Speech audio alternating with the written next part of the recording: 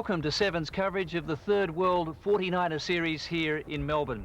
This exciting Olympic class has brought together a spectacular field of some of the world's best crews from Europe, North America and Australasia. We've already seen plenty of thrills and spills, and with more fresh weather predicted, more of the same is on the way. And with me in commentary, Rob Brown, and here's where the Italians came to grief, but it's helped them stay in front in the series. It certainly has. They've received average points after that nasty collision. The English crew, Neil MacDonald and Paul Brotherton, not hurt, but certainly shaken. So the Bruni brothers from Italy are leading the series. Emmett Lassich and Ewan McNichol in second place. Adam Bieshel, Australia, third. And then Morgan Larson in fourth. And the world champ, don't panic yet, but he's back in fifth position. Rob Brown. The course today, the skiffs beat their way up to the top marker. They round the top mark, set their spinnakers, and they have to do their jibe angles down through the gate and down through the choice of two bottom marks. They do that twice and finish under spinnaker. So we're just seconds away from the start. The yellow mainsail there is the Norwegians. I noticed the Boyd twins are also at the committee boat end as well. Rob Brown. Silent Night and McKee brothers from the USA at the top end of the line, at the top of the screen, as they're coming into the start. They're very close at the top end of the line. A great start there by Chris Nichols. Oh, he's hit the Spanish crew. Xavier de la Plaza has gone in the drinker. So the world champion has actually fouled that boat. Now, whether or not there'll be a penalty, see Chris Nicholson easing his jib there. Yeah, the Spanish Matador is seeing red. That's a penalty turn. Adrian Carlin. Boys have got off to a bad start. They're obviously in a bit of trouble. The wind is about 15 knots from the south-southwest. The top mark set at 200 degrees. On this course, the waves won't be too bad. So Chris Nicholson has done his 360, but problems here for the Boyd twins.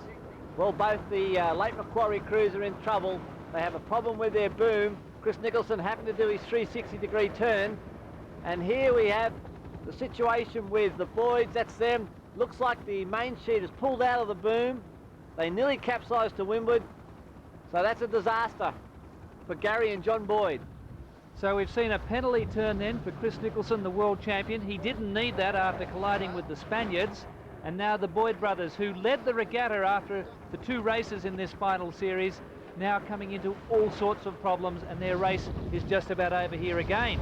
And here we are with the British charging out towards the left-hand side of the course. There's Mark Bauer from Germany.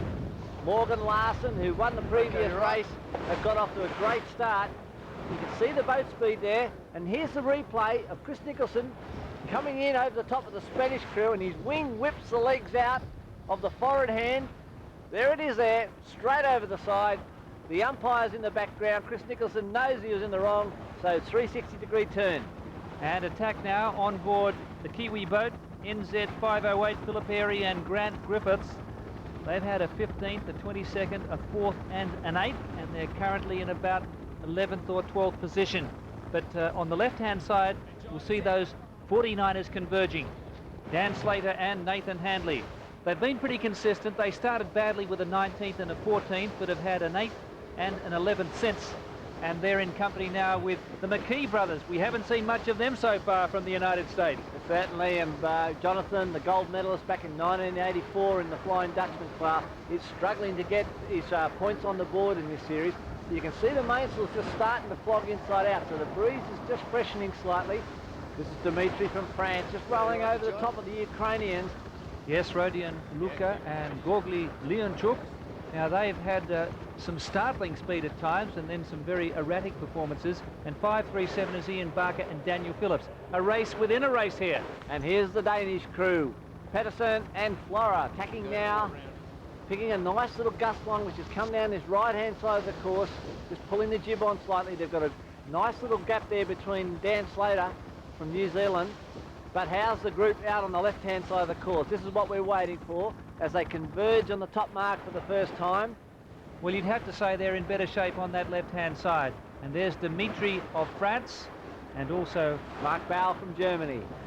And here's the Americans, Jonathan and Charlie McKee, and the world champion, Chris Nicholson, struggling to find form, Ed Smythe in the bow.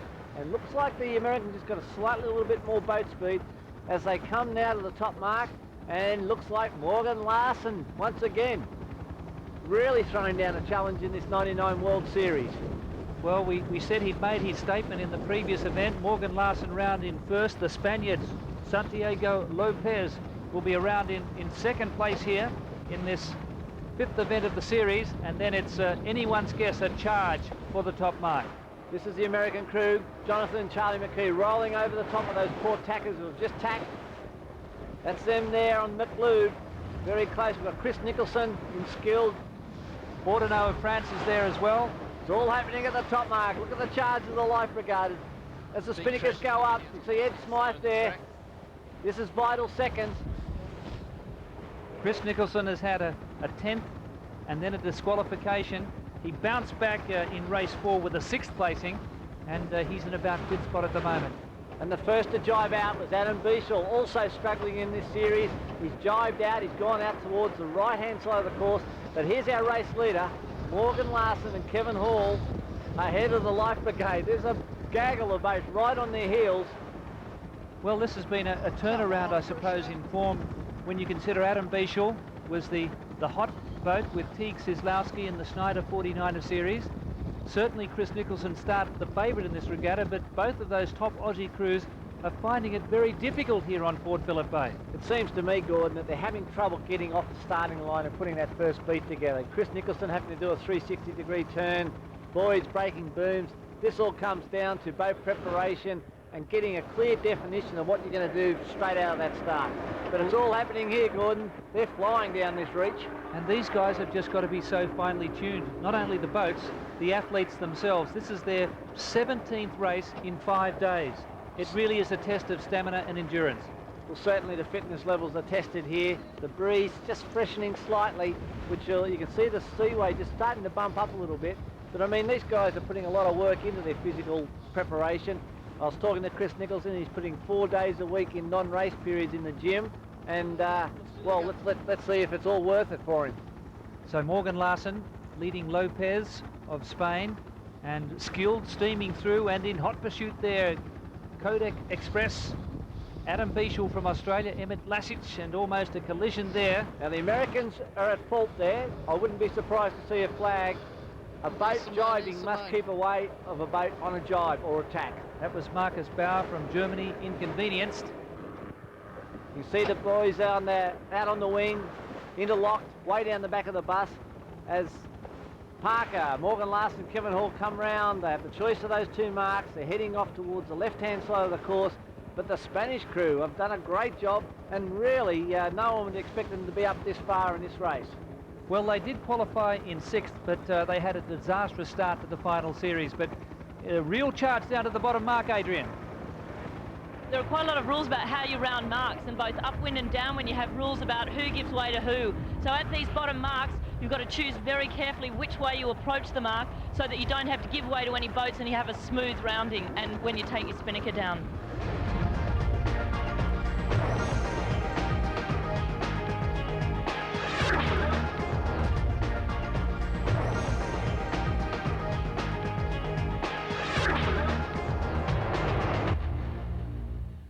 Morgan Larson of the United States is leading the Spaniards, Lopez, with Chris Nicholson in 3rd place from Australia, chasing his 3rd world title. Well, just looking at this shot here, there's not very many wind shifts. Morgan has gone off to the left, now he's heading across to the right, and he's got the whole fleet in his wake, so they'd be feeling pretty good on board the American boat. They know that they've got a good lead, and really it's just a matter of staying between the opposition and the top mark. A great battle going on here between Jonathan McKee and also Chris Nicholson on skilled, closely followed by Mark Bauer from Germany. As Morgan and Kevin tack, just changing there as they tack to go around the top mark, and away they go. So they have a lead of about 14-15 seconds over Lopez from Spain, Chris Nicholson. A little bit of pressure, as you said, Rob, coming from the McKees, and Bauer of Germany with his crew, Phillip, are also in about 5th place at the moment. The bear away from the Spanish crew. Going in there, you can see the forward hand pulling the spinnaker up. And here's the battle for 3rd spot at the moment, Skilled and the McKee brothers. How good is Chris Nicholson? He's done a penalty turn after interfering with the Spanish crew, and he's still good enough to get back into third place around that mark. A sensational performance by the world champ. I think that's the quality of Chris Nicholson. He rarely gets rattled and really has got the ability to get his head out of the boat and work his way through the fleet. And the difference in boat speed is negligible, and he's been able to sail through the whole fleet to get back up to third position. Quite incredible. So he's passed something like 19 or 20 49ers in this race to get back into serious contention, chasing this leader, Morgan Larson, with his forward hand, Kevin Hall. All the boats have elected to do bear-away sets because the breeze has swung back into the south. The quickest way to get down the course is just to bear away and set your chute straight away. Sometimes if the wind was favoured more into the west, then you might jibe and set after you've jibed, but bear-away sets the call for today. So Morgan Larson, our race leader, Lopez of Spain in second place, and then in third spot at the moment, Chris Nicholson, just ahead of the McKees, with Bauer of Germany in fifth spot. As they come down towards the bottom end of the bay, Gordon, you can just see the waves starting to build up, the swells, which makes it a little bit more difficult for the crews to manoeuvre their skiffs, especially in manoeuvres just like that one when they've jibed. Now they're coming down towards the bottom of the course, and the breeze, you can see just the white caps developing, so the breeze is increasing. Here we are with Jonathan McKee and Charlie, got their body weight right at the back of the bus, and Skilled in third position is still ahead of the McKee brothers in fourth, and you can see the varying decisions here. Some skiffs extending out to the right-hand side of the course, so all the crews are trying to work their chess-like moves to try and make up vital position on the downwind leg. We saw the yellow spinnaker there of Adam Bieshel in sixth place, so the Australians are well placed behind the race leader Morgan Larson. No mistakes needed from him. Nice early drop, nothing rushed, a little bit wide rounding. It seems like they're out on a Sunday afternoon cruise here, Gordon. You know, they gave away a boat length with that mark rounding. But still, it's been a very professional showing. They won the previous race. They look as though they can make it back to back here as Chris Nicholson converges in third spot behind the Spanish crew. And the sweat would be on the Spanish. They know that Chris Nicholson is hot on his heels, so they're doing a jibe drop. So can the Spanish keep the world champions out? And in fact, here comes the American crew. The McKee brothers round in fourth place. This is one of their better performances, and really they've had a terrible time out there. They started with a third, but have since had a 12th, a 21st, and a 7th. And there's Kodak Express, Adam Bieshel, who can see that world championship crown in front of him, but they've got to make up more positions. But a great recovery. They didn't get away to a good start. Well, I guess by their own admission, they've had only average form after their splendid performances in the 49er series, but they're hanging in there. And of course, there's plenty more races to go. 7 more after this one in the World Championship final. Have to avoid those disastrous results, and they've avoided that thus far, but still they haven't shone. They haven't smelt the gun smoke, and that'd be really a worry for Adam Bieshel and Teague Sizlowski. They love winning. Well, they're currently in fourth spot, and there's no reason why they won't hold that down, and perhaps they have the opportunity here of picking up the McKee brothers. But the Spanish in second place, chasing Morgan Larson. They're heading out towards the left-hand side of the course as they go into attack now. You can see the wing just digging in there, and that's slow. You've got to keep the wings out. But with this wave pattern as it is, it's very difficult to manoeuvre and turn these boats in that seaway. And very hard to get any passing lanes here at the moment. It's a soldier's line formation with Morgan Larson from the Spanish, Chris Nicholson third, and the McKee brothers fourth, ahead of Adam Bieshel, Australia. Looks like the McKee brothers are sailing a slightly higher angle than Chris Nicholson. Chris is opting to go for boat speed to get out to that left-hand side as fast as possible. And just in the background there, Rob, I had a stroll along the promenade last night and discovered Rex Hunt's Delish Fish, his famous fish and chips. It was well worthwhile. As long as you didn't kiss it, Gordon, as long as you eat it. I was a bit worried I was going to bring them up this morning in the rough conditions. And here we are back with the Americans, charging out, heading back towards the middle of the course. With Dan Slater, you can see the guys looking around, looking up the course. There is small wind shifts out there, and it really is important that you make every opportunity and pick those wind shifts to make the distance to the top mark the shortest possible. So we're in the finishing straight now for Morgan Larson. He's looking for back-to-back victories. He's looking to take over the series lead. and he is leading by a comfortable margin over Lopez of Spain with his crew of Xavier de la Plaza. The Spanish holding down second spot ahead of Chris Nicholson, who really has bounced back very strongly after a series of mishaps. We've got Parker here, Morgan Larson, perfectly positioned. He's between his opposition, which is the Spanish, and the top mark. So, perfect sailing tactics. They look like they're doing it easy. The boat looks fast. They're sailing it dead upright. Their coordination and technique is good, and that usually happens when you're out in front. Well, this is the most dominant sailing we've seen from any crew so far in this World Championship final series. As you've mentioned, the top Aussie crews have been up and down, but Morgan Larson, if he can maintain this sort of form, he's going to be very hard to hold out at the end.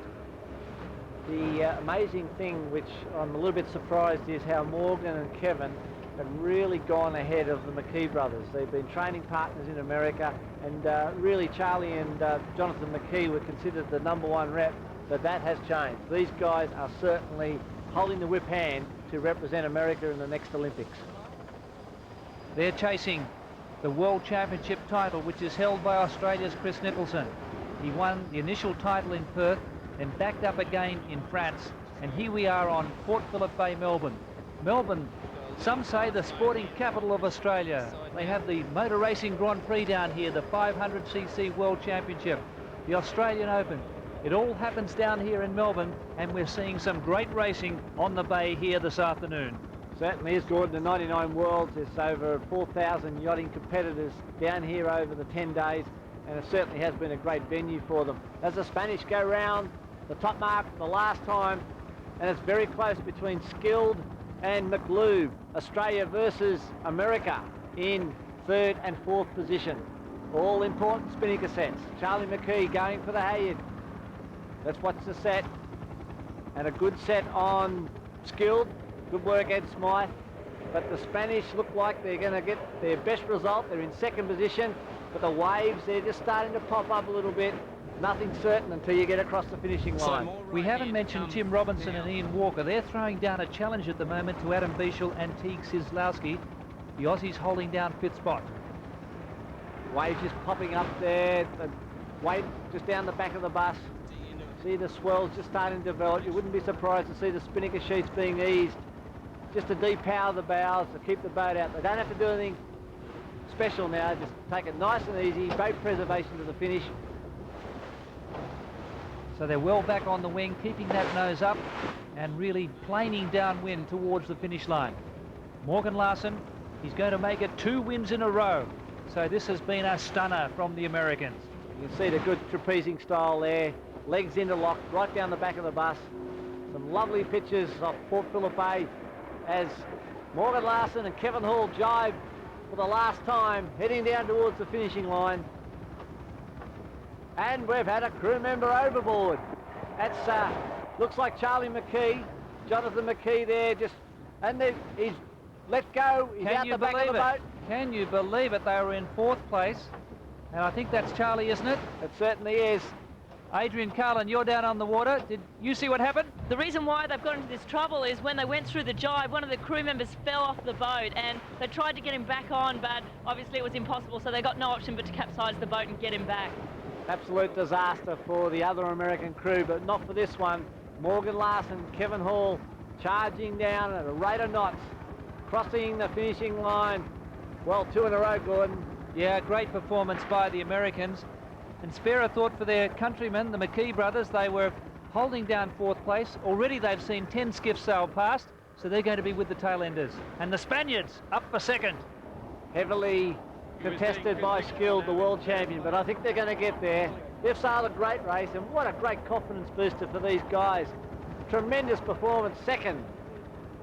Well, they've had a very bad start to the finals regatta, but Santiago Lopez and Xavier de la Plaza have finished ahead of the world champs. And Charlie McKee, what about this? Well, I thought he could have been able to hang on here, but he's in all sorts of trouble. They're trying to get back on. And there he goes. Let's go with his left hand. I'm glad he wasn't hanging from the Empire State Building. Back after this.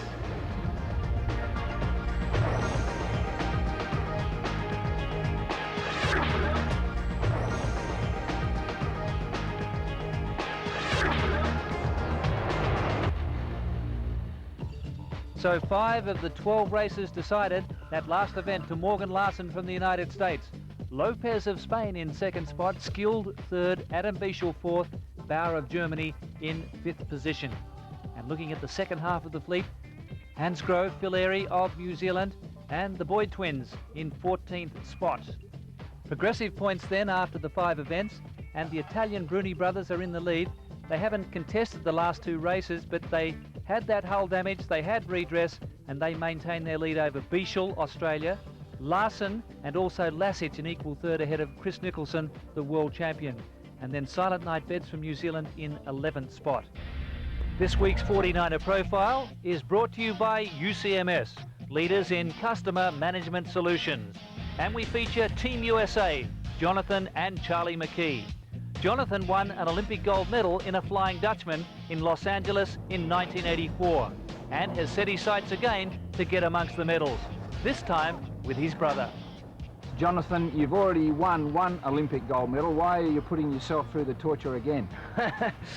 Well, I guess the simple answer is I don't consider it torture. I mean, this is what we do that more than anything defines what we're about. So we're sportsmen and we're sailors, and we love to do this.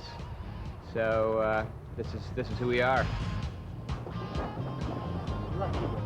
It has its ups and downs. I think our being brothers, on the one hand, we've sailed together for 25 years, so we have more experience as a team than any other team out here. But then sometimes there's probably other tensions that come into it on account of that too. So we're not going to tell you what our weaknesses are. I think our strength is our teamwork. The amount of time we've had together makes us, when we make mistakes, we doesn't tend to spiral into a bad day with bad race after bad race. I think we're able to refocus quickly. Well, I think fundamentally we're racing against ourselves, and at the end of the day, if we can sail as well as we can sail, then we're going to be right there with the top guys.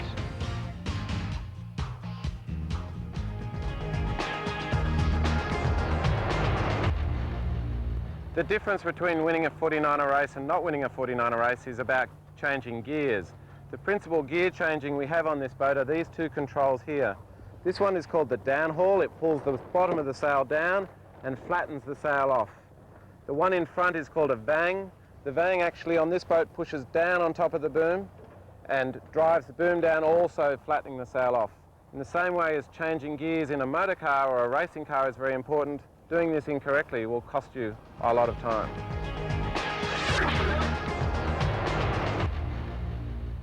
Australia's quest to win the IOC President's Cup was enhanced by a fighting 8th to Jenny Armstrong and Belinda Stoll in the Women's 470 Worlds on Port Phillip. Going to these Worlds, our aim was to be in the top 10. We really had put a lot of work in since the last Worlds, so we were hoping for a big improvement, which we actually achieved. And how did you achieve that improvement? Hours and hours on the harbour. We trained a lot. We trained 5 days a week on the water and full-time since September. So we just put the hard yards in. So Jenny, in the World Championship, what could have happened that didn't, that might have got you there?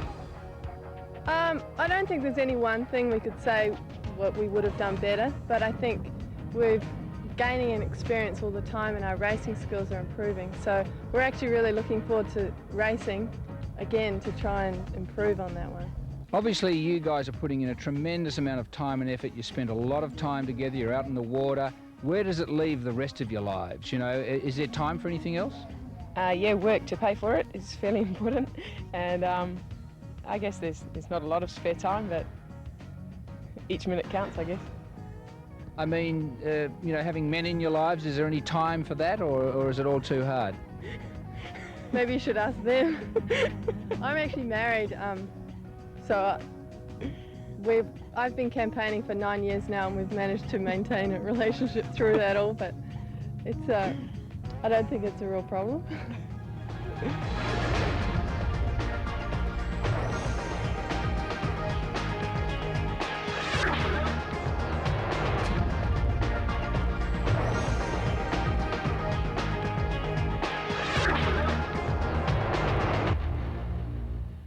And we're is set for race 6 in what's going to be a very exciting finale. Well, time's running out for Bichel and Nicholson to stake their claim on this World Championship. They've got to hit back in this race. You can see that Morgan Larson is going for a middle to top end of the line. We've got the Norwegian starting right at the committee boat. We've got Silent Night Beds in the middle of the line. We've got Chris Nicholson just above them. So it looked like a clear start. A few boats being squeezed out. We've got a port tacker coming in. That's all happening here as they charge off towards the left-hand side of the course. So important here to accelerate out of the line, and it looks as though Nicholson in the middle of the fleet has had a pretty fair start. That's Adam Bichel on the left-hand side with the yellow mainsail. Adam and T got a great start. They hit the line with pace and accelerated out. I would give that start to the Kodak Express if the breeze comes from the left-hand side of the course. Let's go down on the water to Adrian Cullen. Perfect conditions down on Port Phillip Bay here today. We've got a north-northwesterly breeze of about 15 knots. So the boats are still quite saleable, and the sea should be flat because it's from the north. And Kodak Express having that very good start. Are they going to be on the right side of the breeze, the right side of the course? The Norwegians coming out to this right-hand side. I think Teague and Adam are really good at picking wind shifts, and especially Teague, he gets his head out of the boat, lets Adam do the steering. And here we've got the Italians back in this race, which is great to see. They're out with gear damage, received average points, are at the top of the leaderboard, maybe unjustified, but they're still at the top. And I said that Adam Bichel was not performing to his best. They are running second behind the Italians at the moment, but they weren't happy with their performance. Well, they certainly are, and this is the race they've got to hit back. As with Chris Nicholson in skill, they've got to notch up a victory. They've got to stake their claim because we're running out of races in this World Championship. And it's all gone horribly wrong for the McKee brothers. A 22nd in that previous race, they're really out of the championship. It certainly is a bad result for them. With the Norwegians, they're heading out here. They've got their war paint on. Could it be their day? Well, they've had all sorts of problems. They qualified in 16th place, but would be very happy with their 7th in race 4. So the fleet spread out right across the course. There's boats which we're looking at here at the moment on the far right-hand side of the course, and at the top right-hand section of the screen you can see the skiffs coming in from that left-hand side. Breeze fluctuating up and down in wind strength. We've got Neil MacDonald and Paul Brotherton from Great Britain. They're coming across in the middle of the course, and they'll be tacking shortly. But it's Chris Nicholson, I would say, who's in the lead at the moment. He seems to have read the shortest way to this top mark. Going into attack now. That's a lovely tack to see accelerate. Chris Nicholson's got a unique tacking style. He just launches his body weight out onto the wing and then hooks up when he gets out there. Starboard tack Norwegians, yellow stripe. Port tack boat has to give way. Pulls round behind. And here we have that situation. You can either tack to avoid a collision, or you can pull away behind and continue. And the starboard tack yacht has the breeze coming over the right-hand side of the boat. You've got the Boyd brothers coming around, and they're doing just that, just dipping behind the Norwegian crew. Yes, the Norwegians racing in company with the Great Britain crew of Ian Barker and Daniel Phillips. Set the scene, Adrian. The conditions on the bay here, the wind being from the north has been quite gusty, so it's been a bit of a trick for the crews to choose the most consistent breeze and keep the boat level the whole way across the course. And as they come up closer to the shore, those wind shifts are going to be more prominent. So as they do get up towards the top mark, there could be a lot of positional changes with that changing breeze. Keep the boat upright and sail fast. Get there the shortest way. Yeah, there's a big variance in the breeze. Sometimes you're looking very good, and all of a sudden the breeze will change direction and all those positions will reverse. We're with the world champion, Chris Nicholson. Could this be his day to notch up his first victory? As he's tacking now, they're getting very close to the shore, so the wind shifts will be bigger and the breeze strength will change. So you can see how delicate we are out on the end of the wings, steering around, and there's the top mark as Skilled will now tack for the final time on this first beat. Well, he's timed it to perfection, hasn't he? Pick your wind shifts perfectly up there, Gordon. Done a great job. Doing the bear away now, going for the set. And just behind him, the Germans, Marcus Bauer and Philip Barth in second place. Around third, it looks like 5:37, Ian Barker and Daniel Phillips. Oh, and look at this. The transfer of the main sheet from the forward hand to the skipper. Yeah, I agree. They've dropped the main sheet and they've had a capsize to windward. So they're not third anymore. And I think that's the second time they've done that in this final series. Disaster. Just watching it here. The main sheet's usually carried by the forward and upwind, and as you do the bear away, you have to give that sheet to the skipper. They've missed the link. The main sheet's gone off, capsized to windward. Daniel Phillips, the Aussie forward hand, they haven't been together a long time, sailing with Ian Barker, the Great Britain skipper, and obviously things weren't in tune that time. See the big breeze line in the middle of the screen at the top coming down. That's why these boats have jibed early.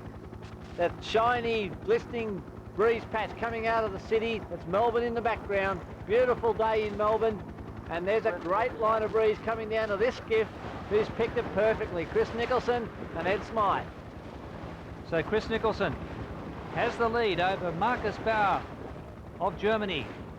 And then in third place, Dimitri of France with his crew of Gasparini Philippe.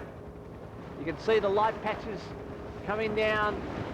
Have to pick these wind shifts, have to stay in the breeze lines. So when you're charging down here, they're probably doing around 12, 13 knots of boat speed. It's okay to just keep continuing, but you've got to jibe and stay within the breeze line. Now, they've just gone through the gate. You can see the dark patch of breeze just on the red spinnaker there now. Chris Nicholson has seen it and jibed also. But at the moment, that second place boat is gaining on the leader. In the foreground here, Jonathan and Charlie McKee. And beyond them, we have Silent Night Bed Stan Slater of New Zealand. And here we have the French crew, second position. That's the gate that they've got to go through, and they've actually hit the mark and nosedive and did a catapult. So they're not in second position. Dimitri Deruel and Philippe Gasparini coming to grief, going through the gate. I think they got hit with a bit of extra breeze when they went into the jibe, and you can see the spinnaker there digging into the water, big nosedive, crewmen hanging on for dear life. That's the end of their race. So Bauer of Germany in second place here, chasing Chris Nicholson as we go down to the bottom mark. And he has gained. These boats are going to have to do a jibe. You can see Chris Nicholson jibing now, so they believe that the breeze is on the right-hand side. Now we'll just see if they do a normal drop here and head out to the right-hand side, or they jibe back. Looks like they're going to just do a normal drop here. They've picked their angle a little bit square. Maybe the breeze has just dropped off a little bit, so they're pretty slow coming in here for the drop. But you can see the breeze line in the top of the screen, right-hand side. And this is where you have to pre-plan your windward beat as you're coming into the bottom mark. And Chris Nicholson does it better than anyone I know. Well, Chris Nicholson is looking for his first win in this final series. That seems quite staggering because he has been such a dominant force. He was first across the line in the third event, but he was over early and was disqualified. John and Gary Boyd round in third position, and we've got drama aplenty out here as there's crashes. That's the Italian crew in the Italian 320. So their series is slipping away. They've had disaster after disaster. They've got average points, but this is certainly not helping their prospects. And I don't think there was any fault of the other skip there, was there? That was just self-destruction. And look at the charge of the Life Brigade as all these skiffs charge down towards the bottom mark. And this is a replay. Looks like the Canadian crew on starboard, the Italians on port. Canadians have right of way. The Italians must be penalised. Well, they were watching the incident. You could see the eyes of the forward hand and the skipper there. They were scared of a collision. They've lost their concentration, and they are out of the lead in the whole series and out of the race.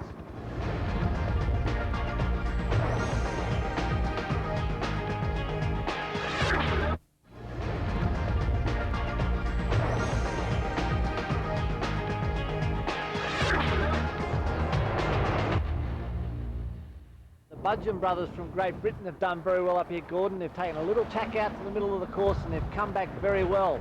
This is Jonathan and Charlie McKee. Remembering Charlie unfortunately fell off the back of the boat, which cost them fourth position, but their series is in tatters. They're well down the back of the pack, and they won't be enjoying this series to date. Yes, well, they're currently in sixth place behind Adam Bieshel. This is the Norwegian crew having a bit of a look round.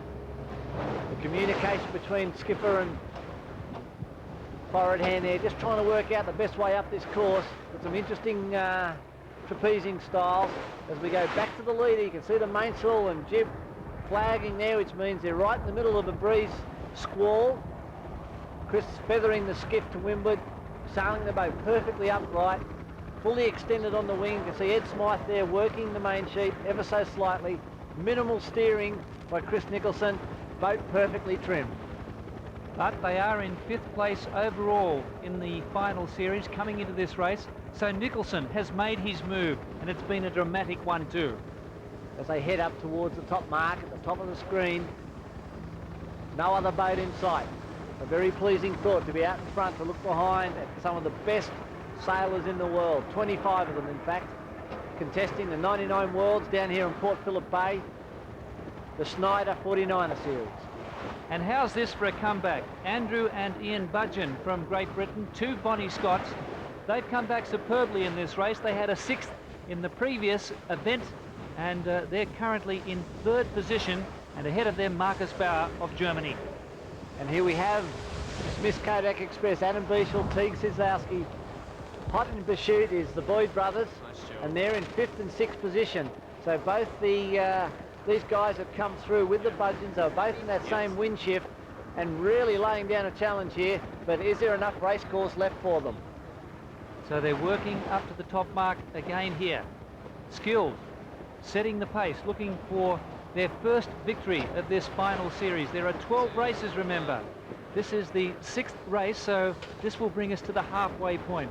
Still some great racing to go on Port Phillip Bay. And picking the wind shift like the veteran he is, Chris Nicholson has picked a beautiful line into the top mark, slightly overlaying, but he's got a nice healthy lead as they get round the top mark for the last time for the charge to the finish. Well, you have to say he's a young veteran, Chris Nicholson. There's plenty of sailing left in his illustrious career. He's achieved everything he's tackled so far at the highest level. Marcus Bauer of Germany, their best performance with Philip Barth in 2nd place. Going for the spinnaker set now, hauling that spinnaker out, get it up for the final charge down to the line. Morgan Larson's in 3rd spot, then the Budgeons, followed by Adam Bieshel and the Boyd brothers. You can see Chris Nicholson looking around here, just having a bit of a peer at see where the next gust line coming is. Bit of a peek underneath the boom there to see where the finishing line is. And that is Adam Bieshel and the Budgeon brothers. That comes down to the spinnaker set. Sizlowski versus Budgeon in the bow, equal at the moment. A little bit of a snarl up there with the spinnaker going up the mast on Kodak Express. And just ahead of them was Morgan Larson in 2nd place. But here's our race leader Skilled. They are going to take out this 6th event as we reach the halfway point of this World Championship final series on Port Phillip. Well, hang on, Gordon, they've still got to finish. We've seen it in every race now. The pressure's on the last little bit of the race and people make mistakes. Let's hope that Chris Nicholson can notch up his first win. And let's face it, he is the defending world champion, and really this is his best performance to date, and it's taken 5 races to do so. We've been watching him for a long time, and I can't recall him coming to grief in this situation. Did it happen to you, Rob? Well, I'd like to say it never did, but you cannot take your concentration off. Nice breeze line coming down here, so he's perfectly in phase with the wind. And really it is, I suppose, a formality, but these 49ers, the machine can take over the man steering it or crewing it, and we've seen on Port Phillip Bay that the conditions sometimes take over as well. Great go between the Boyd brothers and Adam Bieshel. The Boyds have certainly made ground downwind. They're on a pretty good angle at the moment, and it looks as though they're rolling over the top of Adam Bieshel. Going into a jibe now, remembering the Boyds have had a broken rudder, they've had problems with their boom, they've had 2 non-finishers, disastrous for their results in this World Championship, but remembering after 12 races, you can drop your 2 worst performances. Well, that's going to be a finish to watch there between Bieshel and the Boyds, the 2 arch rivals in the Australian camp. But up ahead, here he is, Skilled, with Ed Smythe coming down to the finish. And the Budgeons have rolled over the top of Morgan Larson, so they've got back up into 3rd position. And you can see the breeze line coming down from that top right-hand corner of the screen. So the breeze very patchy, And it really is important that you do get your head out of the boats and look at that breeze to stay in phase. You can see Morgan and Kevin there just getting rolled over the top by the Budgeon brothers. So Morgan Larson has slipped back to 4th spot, and the Boyds are putting heavy pressure on Adam Bieshel, but he's skilled, coming down to the line to record their first victory of this World Championship final. They certainly have done a great job, picked the wind shifts perfectly, they got out of the blocks cleanly, hit the first shift, but I'm certainly impressed with Nico's return to form, but so too with this boat, Marcus Bauer from Germany. This is their best result in the series, and this will be a confidence booster for them. Marcus Bauer and Phillip Bart in 2nd place. And it's been a good result for the Europeans, not so here the USA. This is the McKee brothers. They're struggling back in about 6th or 7th position, but in 3rd spot, the Budgeons look as though they're going to be across, coming in on a nice fast angle, and Morgan Larson in 4th. And I think that the Boyds are going to pip Adam Bieshel for that 5th position. Great contest for 3rd, 4th and 5th here, as in fact, yes, you're right, Gordon. Gary and John Boyd have done a beautiful job just picking those wind shifts down this final run to get in just ahead of Adam and Teague. Silent Night Beds also finishing with a wet sail. And here the French entry, 406 Marc Ordonneau and Julien Benardier coming across in 13th position. And as we have the American crew, Charlie and Jonathan McKee, heading down towards the finishing line, and really haven't come to grips with this series. And this is the water break. Spinnaker going over, the boat stops, plants itself on its nose. Not a good day for the French. Dimitri Deruel and Philippe Gaspanini, end of section. They were in 2nd place, but skill coming through in race 6. Bauer of Germany in 2nd, and then the Budgeons in 3rd place, Morgan Larson, the Boyd twins, and Adam Bieshel from Australia. And you'd think that this second half of the fleet have no chance of now winning the world title. They just haven't performed consistently. Let's have a look at the progressive points total. And the reigning world champion has made his move. Skilled takes over the series lead for the first time. Morgan Larson 2nd, with the Italian Bruni brothers, Adam Bieshel in 4th spot, then Emmett Lassich Australia in 5th. Realistically, it looks as though maybe 4 or 5 can win this world championship now, and the favourite is Chris Nicholson. Got off the line not too bad. There was a lot of pressure, and it was more so a matter of 1, keeping out of trouble, and 2, connecting up to a couple of shifts. We stayed on the leeward side of most people uphill, and we just played the middle and popped out in really good shape at the top mark. We're halfway through the World 49er Championship. Join us next time for the gripping climax.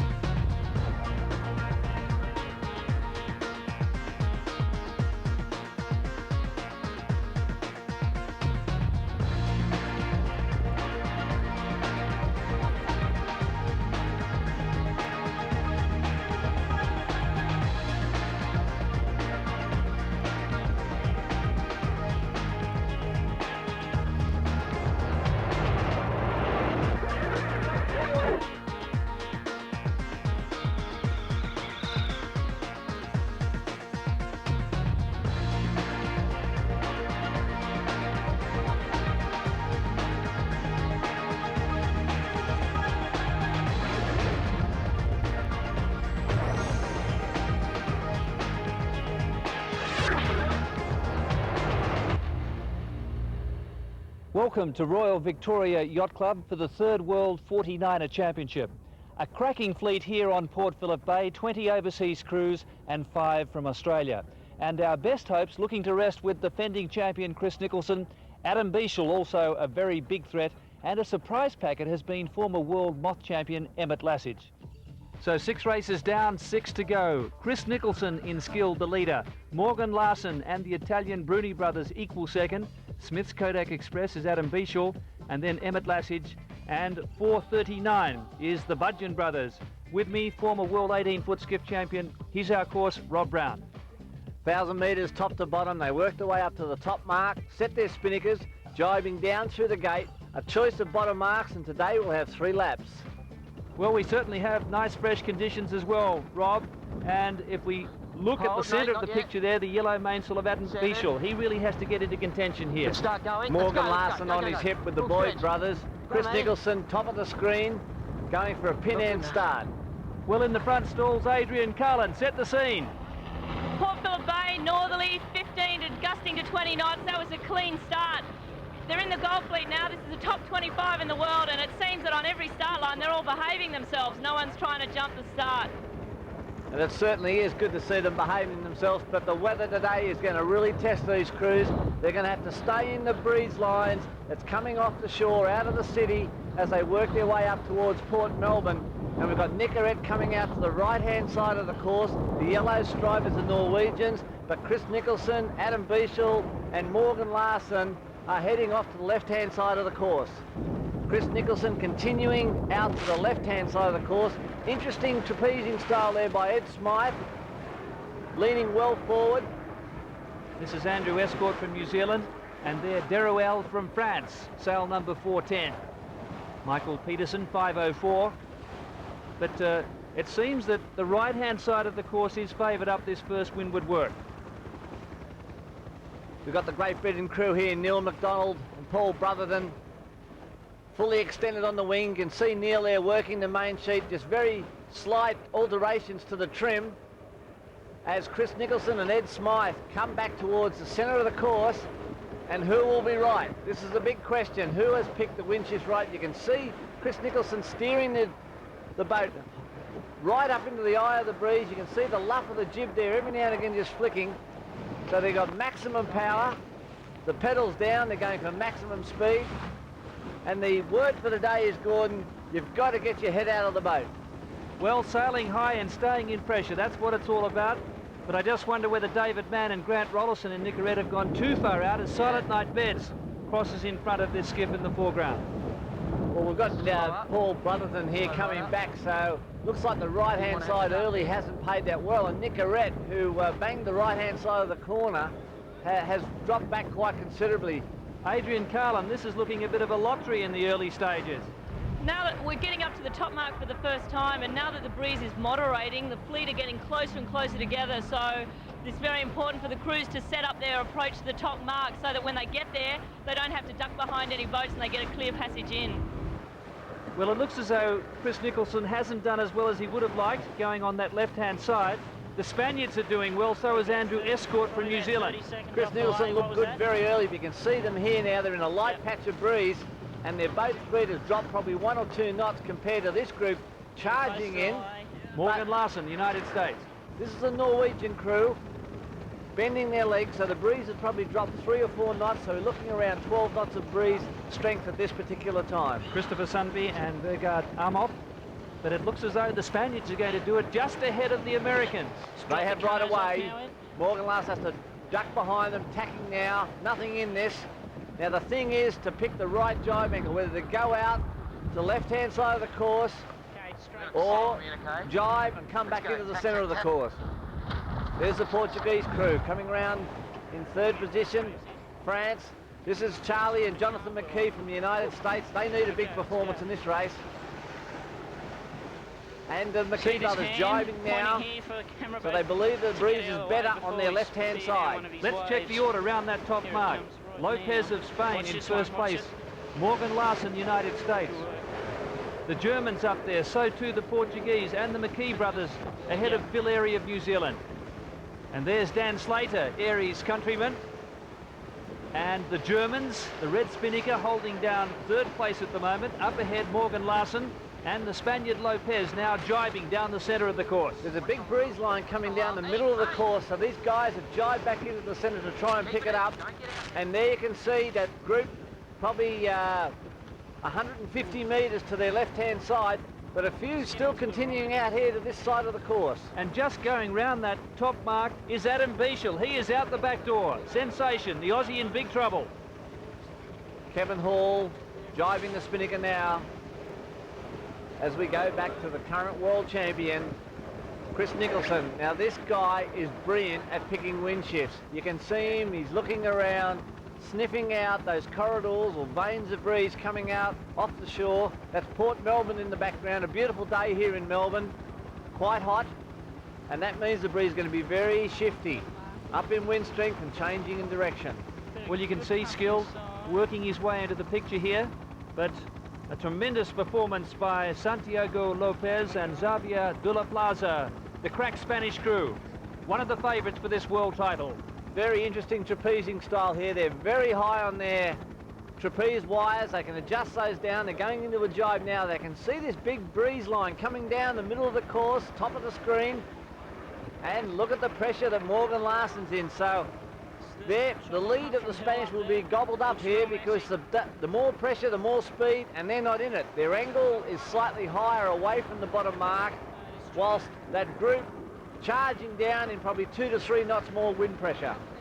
And coming down the left-hand side of the course here is Skilled, and they've passed 4 or 5 boats so far downwind. He is right in phase. He's done a great job here, Chris. He's got out of the trouble he was in. I think he ran it in 9th or 10th position, but he's right in phase and he's right in the middle of that big gust line. So, and there he is there.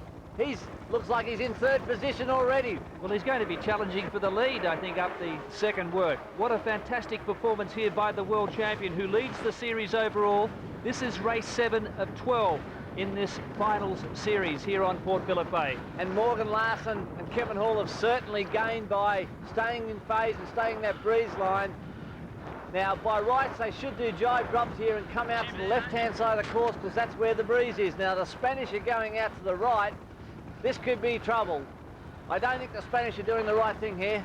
Well, Skilled almost into second place as Morgan Larson is around first going up the left-hand side of this work, but that is a real stunner from Chris Nicholson and Ed Smythe. Bit of a sloppy rounding by Chris. He dropped the main sheet when he did the jibe and then did a trip and a stumble and nearly capsized, but he's got it under control now. Charlie McKee and Jonathan McKee in 3rd. And look at the Life Brigade charging down to the choice of bottom marks. There's a lot of wind pressure here. And there's a capsize right in the middle. And there's Adam Bieshel out the back door, that yellow spinnaker, in about 16th or 17th spot. And this is where it's impossible to get through these. When you're back in the mob, you're fighting to clear your air, you're doing more tacks than you want to. Except for this guy, Chris Nicholson, who's done it fine style. And look at the boats coming into this bottom mark. How can you feed your way through that? I'll never know. So back to our race leader then. That was the French that were capsized. This is Paul Brotherton beyond Skilled. So they're having a tremendous race at the moment, but I think the Spaniards are still in front. Lopez and de la Plaza.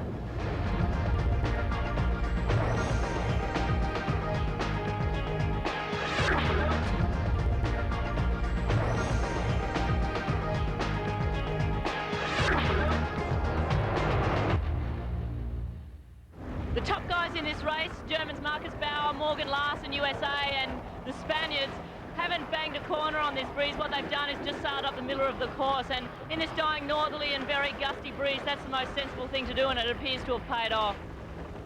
Good words there, Adrian. Thanks a lot for that. As the Spanish come to the top mark for the second time, breeze strength down around 8 to 10 knots, so it's dropped quite considerably top end of the course. The dashing Spaniards round in first place. Marcus Bauer of Germany is second. Morgan Larson of the United States in 3rd at the moment, ahead of Skilled. But the Spaniards consolidating in the lead, Rob Brown. They certainly are, heading down to this left-hand side of the course. That's the Germans rounding in second now. Morgan Larson right on his heels. Kevin Hall going in there to pull the spinnaker up. And here's Chris Nicholson and Ed Smythe putting the hard yards in now. Doing a jibe set. And what a great set that was. Spinnaker pops, boat accelerates and rolls over the top of Morgan Larson. And here's Adam Bieshel coming in from the right-hand side. Morgan has to keep clear here, very close. There might be an incident there. We might see a red flag as the Germans have jibed, also the Spanish heading back towards the middle of the course. So Lopez of Spain still leading Marcus Bauer of Germany.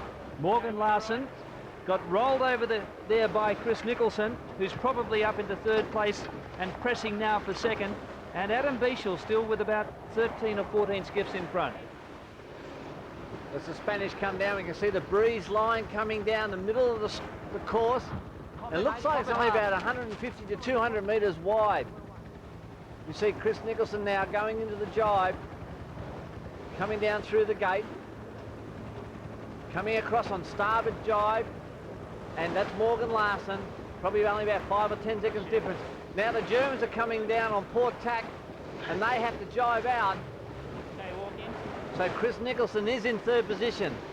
And I would say that Morgan Larson is in second position at this point in time. And that's the red spinnaker heading off towards the left-hand side of the screen. And they are in down pressure. So they've completely put the Germans out of phase with the breeze. And just further back up the course, the McKee brothers, Charlie and Jonathan from the United States, sailing a better race here in 5th spot ahead of Paul Brotherton. Adam Beechel has rounded it in 11th.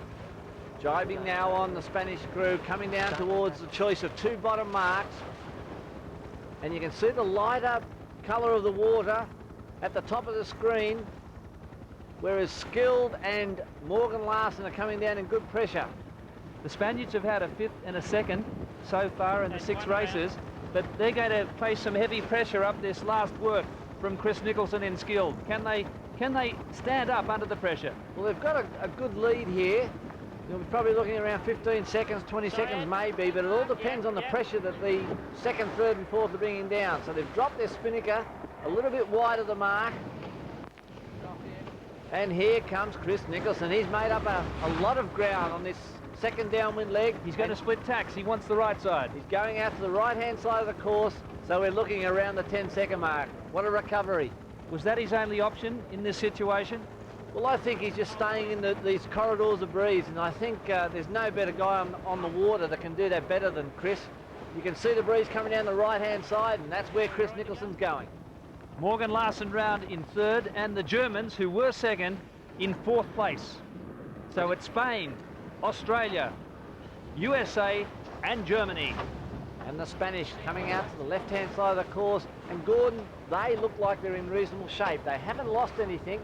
There's even pressure at the bottom of the course at the moment. You with me? Chris Nicholson and Ed Smythe heading out towards the right-hand side. So really no gain or loss at this point in time between 1st and 2nd. Well, what he's doing here, Chris Nicholson, is consolidating his overall series lead. He was the leader coming into this 7th race, and he looks as though he's going to assure himself of a top finish here, barring accidents. He'd certainly be relieved to see Adam Beechel and Teague Siglowski back in 11th position. He knows they can't win the race. And here's the crossing. We've got the Spanish coming in from the left-hand side of the course and Skilled on starboard tack. As they cross tacks for the first time up this beat, it seems that Chris has caught up some time here by backing that side of the course. The Spaniards have only just crossed ahead. So Spain now under heavy pressure. Lopez and De La Plaza are clinging to a very narrow lead as Chris Nicholson stands on out to the left-hand side in 2nd place. Well, they're not interested in covering him or doing a slam dunk. They think they can pick the breeze better than the world champion, and full credit to the Spanish crew. They're really throwing down the gauntlet here, and why not? It's their only shot in this race. It's their best performance to date, and they're doing a fine job. Well, they look as though they're in phase. Chris Nicholson, maybe not as much pressure out here on the left-hand side, but this is going to be a real cliffhanger in race 7 of this World Championship final series on Port Phillip Bay. And you can see now that they're not fully extended on the trapeze. Every now and again they've got to bend their legs because the breeze pressure lightens. There's not much pressure in the rig, and that means that they've got too much weight out in the end of those wings. And coming straight towards us now, the Spaniards, Lopez and De La Plaza, coming up to the ley line. They'll come then to that top mark for the last time, then just a sprint to the finish, and certainly Skilled has lost ground there. They're now being challenged by Morgan Larson. Well, Morgan has to try and get 2nd position here. Someone has to lay down a challenge to Skilled, because if Skilled gets a 2nd position here, that championship's looking more and more going to Australia. Well, his nearest rivals, the Bruni brothers, who started equal 2nd going into this race in the series, they're out the back. And Adam Beechel, after being in about 23rd spot, is up into about 8th or 9th at the moment. He's made up ground. So there's the top mark, the Spanish going around for the final time. You've got Morgan Larson just tacking on the port tack, Chris Nicholson coming across on starboard, but a slow spinnaker set on board the Spanish. If that spinnaker gets caught in the water, it's just like a big water break, but they're okay. When you're right. Chris Nicholson rounding in second place. Hot on the heels now of the Spaniards. Great set. Now, will they continue? The Spanish have gone out, done a jibe set, as does Morgan Larson in third position. Chris Nicholson believes that the breeze is going to come down over his right-hand shoulder, and they're in good pressure there. Yep. And looks like they've got fairly good pressure on board the Parker 49er skiff. So Chris Nicholson's not protecting second. He's going to win the race. He wants to win this race. And we just saw Adam Bieshel sailing up to the top mark behind Skilled. They are currently in 8th position, so they've made up ground steadily. But here is the boat to beat. The Spaniards, Lopez and De La Plaza, set for their first victory of this World Championship Series. Morgan Larson trying to get on terms with Chris Nicholson in this final sprint. And it looks like Morgan and Kevin have done a good job down this run. Skilled looks like they're in good pressure, but it's a very short gust and could run out. They're probably reaching speeds now around 12, 13 knots. But the Spanish have opened up a great lead. They've done well coming over to this right-hand side of the course, remembering they just have to do one more jibe, maybe two, to the finish. And this will be their first major victory in a 49er championship. Yes, hurtling down at 16 knots at the moment, the Spaniards. Skilled being challenged here by Morgan Larson. This is going to be very tight for second place. And Morgan's got some good breeze coming down over his shoulder. Chris there just dropping out of pressure. So this is going to be very, very tight finish for second and third. But the Spaniards, to complete the formalities here. Breeze very, very fickle at the moment. Little gust lines coming down, very patchy. You see there, no white caps. That's Skilled at the top right-hand corner, the Spanish bottom left, heading down towards the finish. Skilled, you can see Chris looking around here. He's sort of sailed out a bit of pressure. Probably not real happy. Well, not a good jibe either. There's the Spanish. Only metres away from the finishing line now. And there's the gun about to go off for Spain, their first victory. After 7 races of the final series, 5 to go. That's a triumph for Lopez and De La Plaza. But all interest now in this battle for the second placing.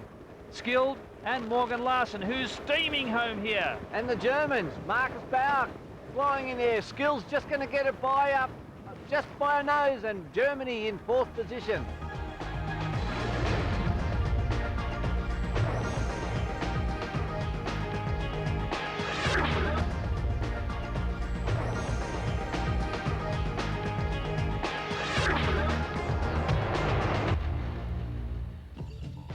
Results of race 7.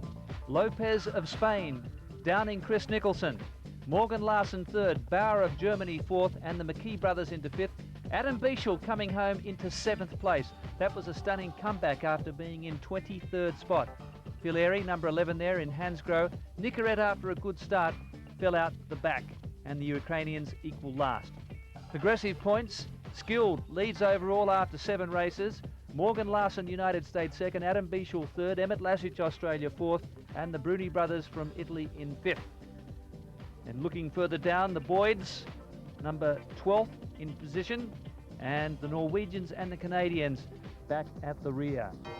This week's 49er Profile is brought to you by UCMS, leaders in customer management solutions. Meet the Chief Executive of the Australian Yachting Federation, Phil Jones. The aim really is to promote the sport and make it as accessible as possible to as many people as possible. It's a sport that can be all sorts of things to all sorts of people, you know, from a youngster starting at school all the way through to people who are a bit more mature in life, taking up sailing for the first time on a recreational basis, and a lot of people that start at that age indeed become involved in competitive racing at the highest level. It's a sport for all of your life. That really is what we want to promote it as and seen as. Why should parents commit their kids to sailing? Well, sailing, first of all, is a very healthy sport, outdoor lifestyle and all those things, and I think obviously that's something that parents encourage in their children now. Also, it helps build the kinds of skills that are useful in life later. It builds an independence. There's a great camaraderie in sailing as well, so many would argue that's second to none. So it really is a tool that's with you for the rest of your life. The adoption of the 49er really gives us a chance to showcase Olympic sailing, particularly in a way that hasn't been possible with the other Olympic classes. The boat's very exciting to watch, it's dynamic, the sailors obviously enjoy sailing it. Gold medals in the Olympics in 2000 helped to give us thousands of new juniors, and I guess both those things are equally important to us. And whilst putting in place the framework to win gold medals, we're also very keen to make sure the framework exists for thousands of new juniors to enjoy the sport. Confirmed as a big Olympic gold medal prospect is young Victorian Europe dinghy sailor Melanie Dennison. Her second in the world strengthened Australia's chances in the President's Cup. I went for the last race tied with 2 other girls for second and another girl only 2 points behind, and so I just had to try and settle down and have the best race I could without getting too excited and blowing it. So that was the best race for me, was just to pass another one of the girls who I had to beat during the race and just hold together and finish second in the race and second overall. So yeah, I was really wrapped. So you had to pass someone in that last race to get up into second position. Talk me through how you got past them.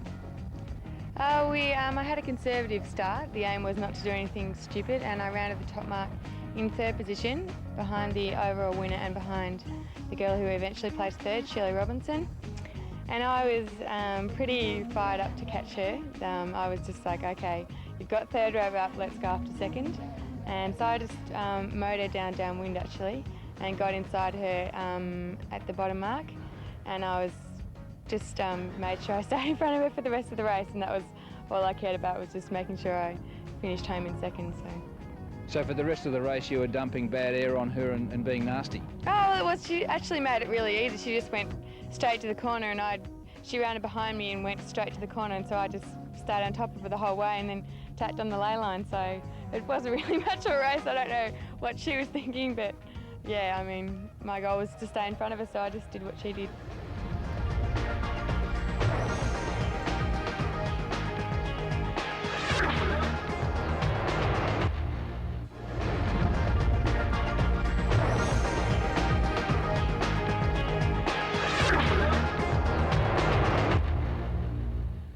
Race 8, Smith's Kodak Express. Adam Bieshel came through for a stunning victory. They really sailed superbly, their first of the final series, and that was more like it, but only after a great race with the Canadians, Rob. The only female skipper, Bettina Bayliss, and her husband Trevor, a great result, a confidence booster for them in second position. And the Ukrainians, the erratic Ukrainians. At times they have startling speed, and at other times, well, they just get into all sorts of bother. Then in race 9, yet another victory for Adam Bieshel and Teague Sislowski. 2 in a row, and they have certainly thrown down the gauntlet to this skiff, the world champion Skilled, who finished second in race 9. Certainly is a very light day today, very tricky. The brains were stretched on all the crews, but Skilled still holding first position overall. Paul Brotherton coming through for a third place from Great Britain. They are the European champions, having taken that title in Helsinki. So progressive points after 9 races, 3 to go. Nicholson Australia first, Bieshel Australia second, Larson USA third, Bruni brothers from Italy in 4th spot ahead of Emmett Lassich Australia and Paul Brotherton from the UK. And the breeze out of the southwest. Boats coming in at the start. We've got Port Melbourne in the background, a great backdrop for what is really only 3 people can win this World Championship now.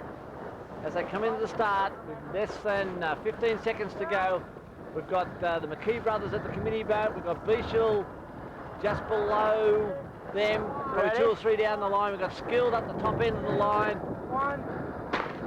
That looks like a clear start. So you say 3 are in it. Chris Nicholson, Adam Bieshel, Morgan Larson. They look as though the winner of this World Championship will come from one of those 3, and Skilled looks as though they've started in reasonable shape. They've got off the line well, as has this skiff. Adam Beashel has really come to grips with this championship. Had a bit of a mid-series slump, but got off the line very well. We've got the typical split in the fleet. A few people that have got bad starts have tacked, dipping behind the starboard tack skiffs, coming out the right-hand course. Forward hand Ed Smythe there aboard Skilled with Chris Nicholson, chasing his third world title in a row. So at this point in time, Adam Beashel has got away to a great start. He's just bumped ahead of the mob, and he really has the options now. But what we'll see with this breeze strength up, the typical sea breeze, that they'll charge out to the left-hand side of their course, eliminate number of tacks, and head on up towards the top mark. 1,000 metres from the start to the top mark. And I'm trying to find Morgan Larson at the moment. He looks to be back in about 8th position, but all eyes are on Beashel, who's second in the series overall, and Chris Nicholson. And at the moment, Nicholson just looks to be pointing just a touch higher than his arch rival. He hasn't got very many options there. He has this skiff above him. He cannot tack, so he's going to look out to that, come in from the port tack ley line, and you can see the seaway, Gordon, starting to knock these skiffs around a little bit. The crewway a little bit further down on the wing to keep the bow out of the water. Boat speed around about the 11 to 12 knots as they charge up to the top mark for the first time. Port Melbourne in the background as Chris Nicholson keeps heading out towards his left-hand side of the course.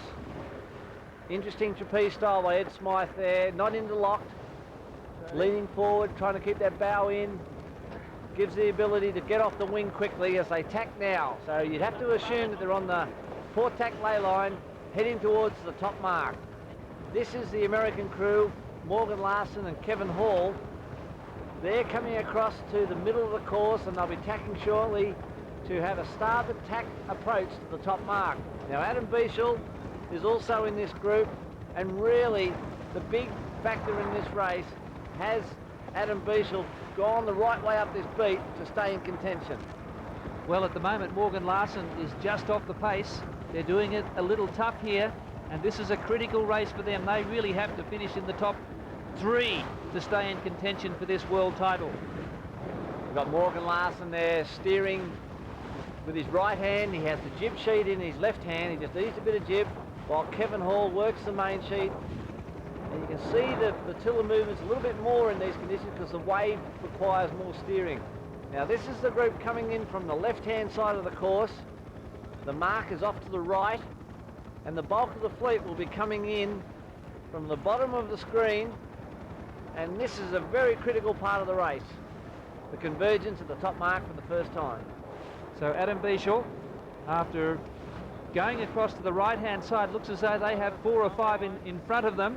So they're in a spot of bother here. Skilled well and truly had Morgan Larson covered as we now get onto the ley line for this top mark. These skiffs now tacking to the mark. They're on starboard. We've got France, Germany and the Ukraine. Skilled coming in, tacking now.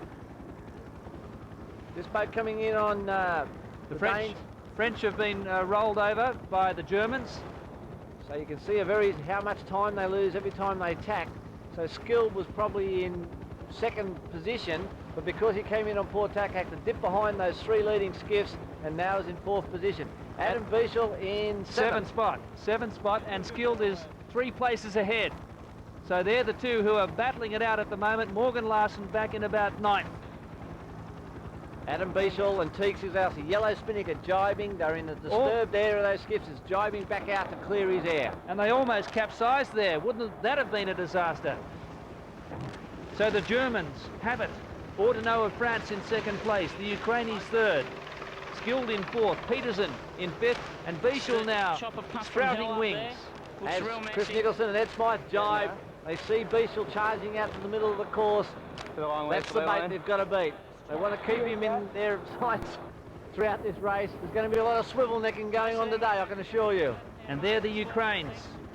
They're currently in 3rd place. Rodion Luka and Gogli Leonchuk.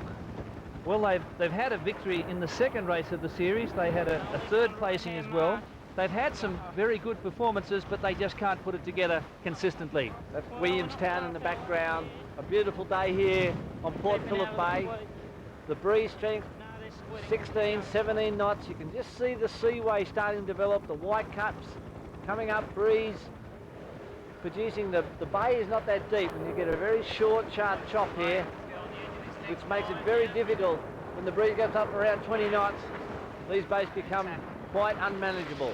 Ukraine is holding down third behind the Germans and Ordino of France. Marcus Bauer of Germany setting the pace. Skilled back in fourth place. Adam Bieshel, Australia, in sixth position. And Morgan Larson. Morgan Larson really has to win this race if he's serious about winning this world title. And certainly they've been campaigning so well this year. Chris Nicholson believes that Morgan is the guys to beat for the gold medal. But there's just so many other crews that are improving race by race. You know, who would have imagined that the Ukrainians and the French would be, you know, challenging a world championship race? And the Italians and the Spaniards also have had some very good moments as well. So they zigzag their way down the course, 1,000 metres top to bottom. There's a gate in the middle. They have to observe that gate, go between two marks on the downwind leg. So that brings all the fleet back together. Very unpredictable conditions here on Port Phillip Bay, and it's a real test of survival. What about the British crews? They haven't really been to the fore. They too have had their moments, but the consistency has let them down. They're just there. We're only talking probably 20 or 30 seconds off the pace in a race, but that is critical. You've just got to get off the starting line so well, and I think the British crews are just having a bit of trouble with that. And the second factor would be picking the jibe angles. Skiffs sailing high performance, they're sailing high apparent winds, and the guys that have sailed the 18-foot skiffs over a number of years have really got that skill down to a very fine art. And there's the Ukrainians going round in first place. Haven't they done well? And so too is Skilled. He's ghosting down, coming away square, has the inside running, has boy room, heel round in second. Looks like the Germans are third. Bieshel's in sixth spot at the moment. So he's gained one place down the run, but he's in a lot of traffic, Adam Bieshel. And here comes the mob. The choice of two marks, Gordon, so they've got options. Looks like they want to go out to the left-hand side. And the big losers there were the Germans and also the French. A bad drop on board Kodak Express.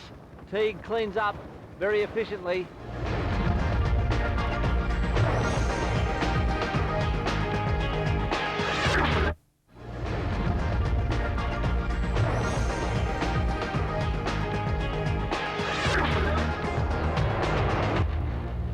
Mentioning the Kiwis, Gordon, they've struggled in this World Championship. I thought they would have been, you know, with Dan Slater and Escort. They've performed well during the year, but just haven't shone in this regatta. Well, Phil Airy has had a couple of reasonable placings, but he has also had some shockers. Certainly Slater has been the most consistent of the Kiwi trio. 20 international crews competing, 25 of the world's best 49ers, the best and elite sailors in this very demanding skiff class. And here we have Adam Bieshel and Teague Sizlowski. They're coming out to the right-hand side. Skilled has gone to the far left-hand side of the course. Who has picked it right? See the waves just building up. Breeze strength still around the 16, 17 knots. That's Station Pier. That's where the vehicular ferry comes in and travels to Tasmania on a 24-hourly basis. And that's Adam Bieshel and Teague Sizlowski coming across. So they strongly believe that the right-hand side is favoured because they haven't tacked. Adam having a bit of a look round there. Teague working the main sheet and Skilled still going out the other way. What happened to match racing? They're going on a sightseeing tour of Port Phillip Bay. Come on, guys, we want to see a race. Well, this could be very interesting when they come together again, approaching the top mark. Port Melbourne in the background, the revamped Port Melbourne, and very boisterous conditions here on Port Phillip Bay.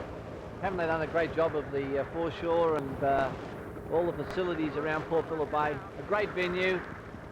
Been great hosts for this championships, the 99 World Championships. And Adam Bieshel and Teague still continuing out this right-hand course. So they strongly backing themselves here that they believe that this right-hand side is going to pay off. They're eliminating tacks. You can see how bumpy it is getting. And now, probably only a minute away from the moment of truth, has picked the right angle. Remembering that Skilled rounded in second position and Kodak Express rounded in 6th position. So heavy weather rig set up here as these conditions are getting even fresher.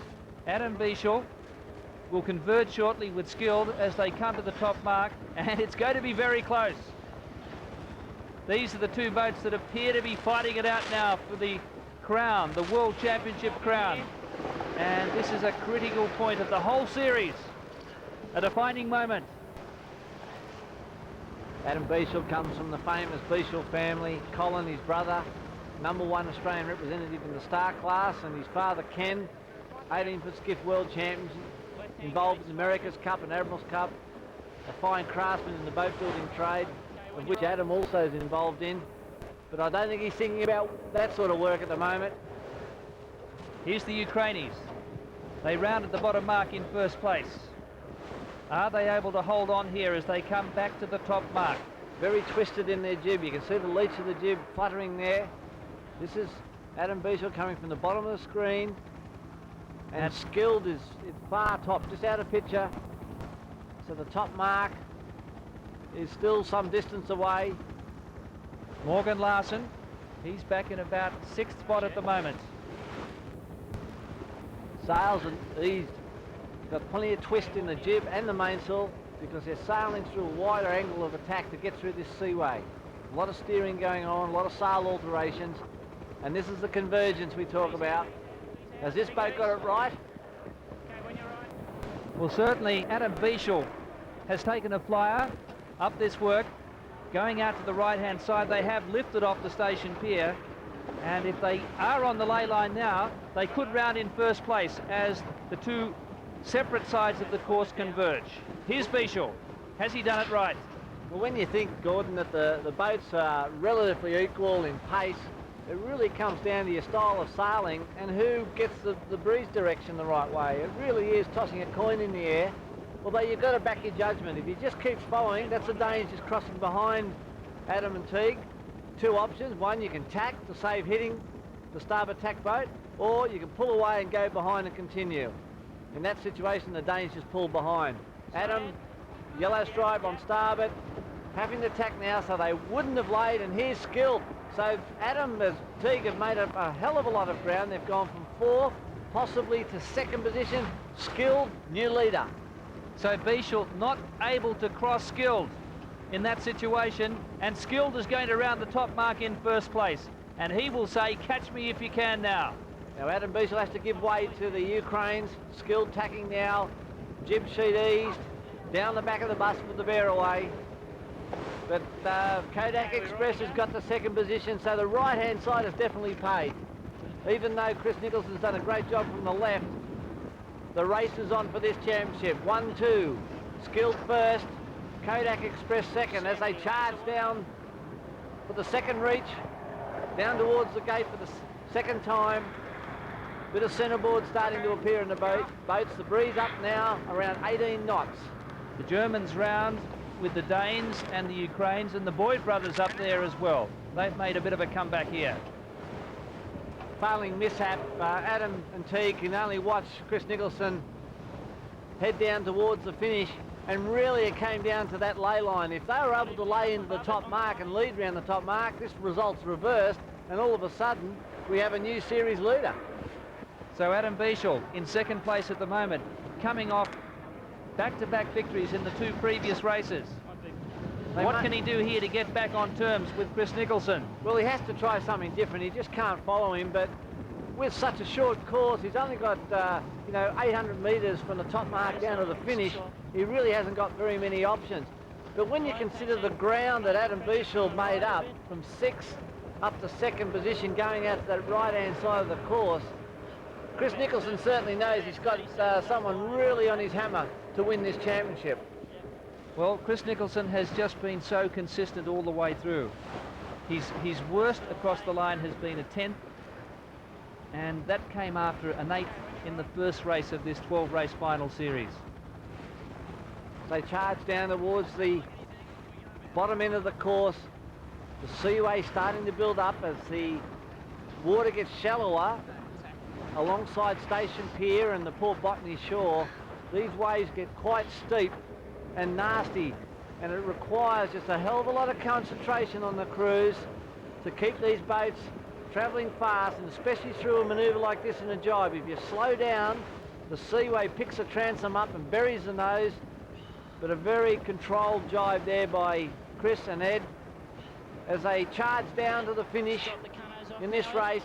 A very controlled performance here by the world champions. Yes, it's a formality now for Chris Nicholson and Ed Smythe.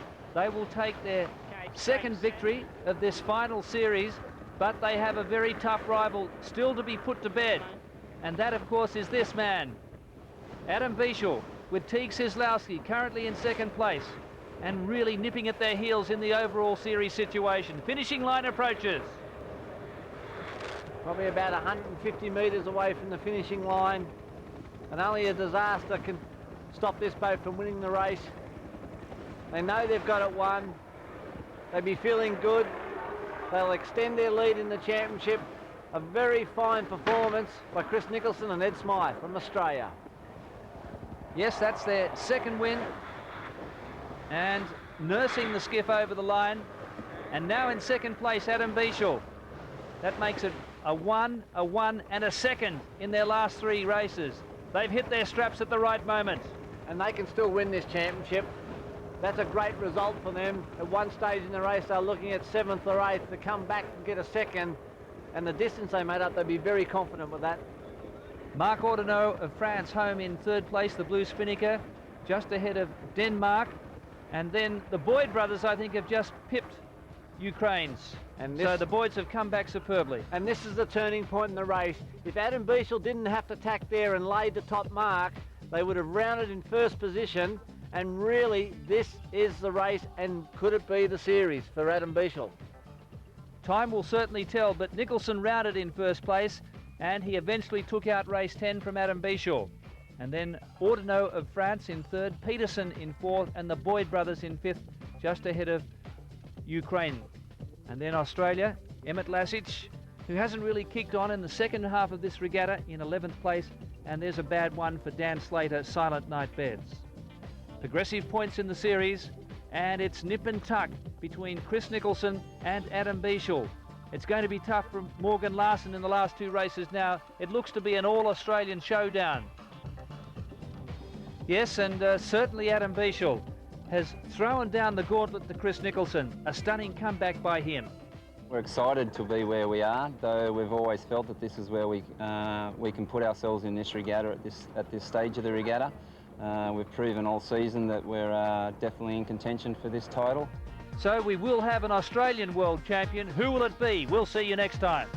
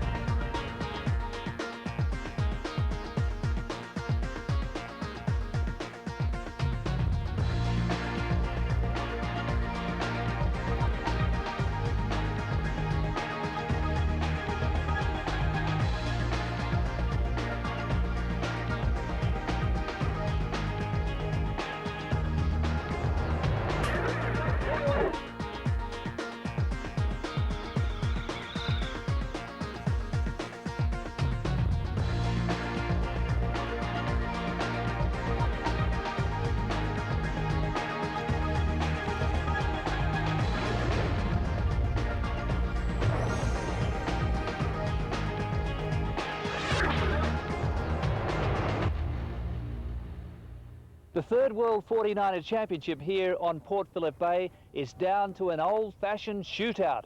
The 2 Australian skippers, Chris Nicholson and Adam Bieshel, lead the way, but Morgan Larson from the United States is in very strong contention. So stay tuned here on 7, for the new world champion will be crowned here today on Port Phillip Bay. Chris Nicholson in skilled, Adam Bieshel, Smith's Kodak Express. They look as though they'll fight it out, but don't write off Morgan Larson in Parker, who's still in contention, and the Italians and Emmett Lasich in sail number 435. Well, what about the French? Marc Ardenneau. A lot of the European crews were fancied coming into this regatta. They haven't quite lived up to expectations. What were your hopes coming into this championship? Well, the hopes was to have a good championship, sail good, be happy of our sailing, and possibly be in the top 5 or maybe top 3rd, because we've always been in the position. Finished 6th in the first World in Perth, 5 last year, 4th in the pre-Olympics this year, and we were very close to being like in the podium at each of the race. So our hopes was to be on the podium. Well, we have a bad regatta. We don't know yet exactly why we have this bad regatta, but I think we will work on it and come back very soon. So we're on the race course, and it's going to be another lively afternoon. Former world 18-foot skiff champion Rob Brown. They work their way up to the top mark. They set their spinnakers, jibing downwind. A choice of 2 bottom marks, 2 laps today. Breeze aplenty on Port Phillip Bay. And there's Port Melbourne off to the left, and these are going to be really testing conditions. And remember, the 2 Aussies are fighting for the World Championship. It's Adam Bieshel in 2nd place at the moment in the series, behind the defending world champion Chris Nicholson. There he is with F5. We certainly have a great contest, and there's the 2 main contenders, Skilled and Kodak Express, with 1 boat separating them.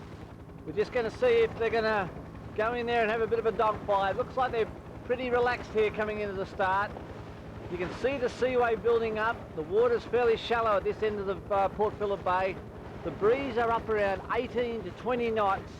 And apart from a race on our hands, this is going to be survival conditions for the 49ers. They're away in the second last race of the 49er series here on Port Phillip Bay. And Adam Bieshel starting in the middle of the line, hit by a wave right on the gun there, so they've lost a little bit of territory. And closest to us here is Silent Night Beds tacking off to the right, and also the Boyd brothers, the windward boat at the start. Looked like a clean start. They're going to have to punch their way up through this seaway. You can see the bows joggling over the seas, a lot of tiller movement, and getting very close there. Adam Bieshel a little bit more speed now, rolling over the top of Skilled, so that's a big confidence booster. Yes, that's a great start for Adam Bieshel. He has to win this race. And has to tack out. He's getting squeezed between another skiff to leeward. Skilled on port tack, has to give way. Has to duck behind these boats. So not the start that Chris Nicholson was after, that's for sure. Adam and Teague and Kodak Express continuing out. You can see Teague having a bit of a look round. They're going to be looking at each other a lot today, and in fact, for the final 2 races. So still Skilled on port tack, working out to the right-hand side of the course. And the breeze is peaking now at 21 knots. Well, with all the tension at that start, Gordon, you'd have to give the first bout, or the first round, to Adam Bieshel and Teague Sizlowski. Now, Chris has had to come out here. He didn't particularly want to come to this side of the course, and now it really comes down to Mother Nature, whether the wind shifts or the seaway is slightly better on this side of the course. Adam Bieshel in the box seat at the moment. He certainly is very close to the lead. Skilled is going to now work up on starboard tack towards that top mark, but there's Bieshel. You can see the yellow on the mainsail clearly in front of Skilled at the moment. There's a port tack yacht having to tack to avoid a starboard tack boat, or dipping behind and continuing on port. The 2 options you have when you're sailing. A starboard tack boat, which is this one, the breeze comes over the right-hand side of the crew. There's the Boyd twins coming across to the far right-hand side. But Adam Bieshel has the whip hand at this point in time. Well, Skilled's in very good pressure at the moment. They have 4 or 5 in front. And here we see the Boyd twins going right off the course on the right-hand side here, looking to get to the ley line. Spirits are high on board Smith's Kodak Express, because Adam Bieshel and Teague Sizlowski are leading the race to this top mark, and they need a win in this race to really challenge the world champion. Silent Night Beds. Well, they're having a great go with Bill Airy to see which is the top Kiwi boat, but they've had some problems here. Ducking behind that starboard tacker. They've already got the red protest flag. You can see it flying above Dan Slater's head there. That means they've had an infringement. They believe they're in the right, and that's to indicate to the other yacht that they must do a penalty turn or retire from the race. So they could be in court after this race. As Adam Bieshel crosses the fleet now, and who's this coming in tacking? That's Morgan Larson and Kevin Hall from United States. So that's how close it is. very close now to the top mark. You can see Teague there easing the jib, easing a bit of boom bang, which releases the pressure on the mainsail, which will enable them to do the massive bear away. And this seaway, this is where boats come to grief. This is one of the most difficult manoeuvres of a high-performance sailing craft. Yeah, they bear away, the bow goes down a seaway, you'll see it dive into the sea. Teague rushes into the boat there, hauling the spinnaker up. No problems for the leader. The Norwegians have moved up into 4th place. So Morgan Larsen is 2nd. And where is Chris Nicholson? He's in about 7th spot at the moment.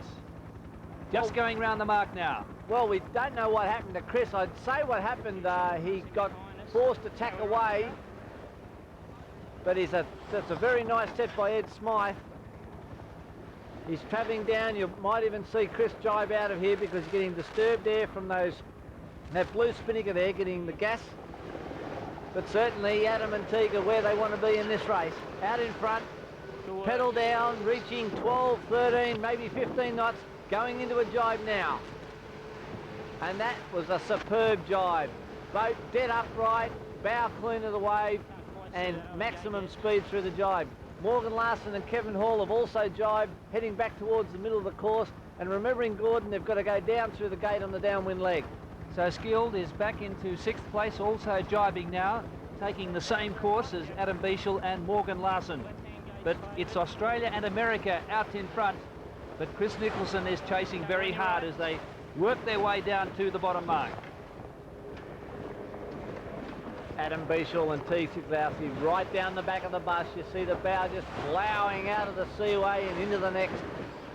This is where balance, fitness, control, intuition, everything comes to the fore. The brain is working in maximum overdrive here as they're just screaming downwind. Great boat control, very smooth, but very aware of those big seas. And at a moment's notice, Teague Siklowski has to just dump that spinnaker to save the bow burying down into a seaway. The Morgan Larsen off to the right-hand side there in 2nd position. And Skilled working their way into the picture as well. So you can see those huge biceps on Teague Siklowski, superbly conditioned athlete. This team has really burst through the aura of Chris Nicholson. A lot of people are intimidated by Nico, but not this Australian combination, who works superbly under Ian Brown, as do all the Australians. Ian Brown, the Australian sailing coach and former bronze medalist in the 470 class. Another great jibe there by Adam and Teague. So really they're not letting the pressure of this day get on top of them. You saw Teague there just dump the spinnaker. This is where the seaways get very gnarly. At the top end of the bay, the water gets pushed into the shallow water. And another great jibe there from Chris Nicholson and Ed Smythe. Look at the boat speed, they're flying. As Teague runs in now to get the spinnaker down. And one mistake from either of these crews would cost them the World Championship. That's how tight it is. They've both had bad results. Remembering Chris Nicholson had a OCS, he was over early at the start and disqualified, a 360-degree turn, so he can't afford another one, and a good rounding there by a race leader, Kodak Express. The Norwegians throwing out a big challenge to Morgan Larsen. Skilled looks as though they want the right-hand side of the course here at the bottom. They certainly do, and this is what Nico does. If he's behind, he gets his head out of the boat, looks at the situation really hard, and backs his own judgment. And this is what championship sailing's all about.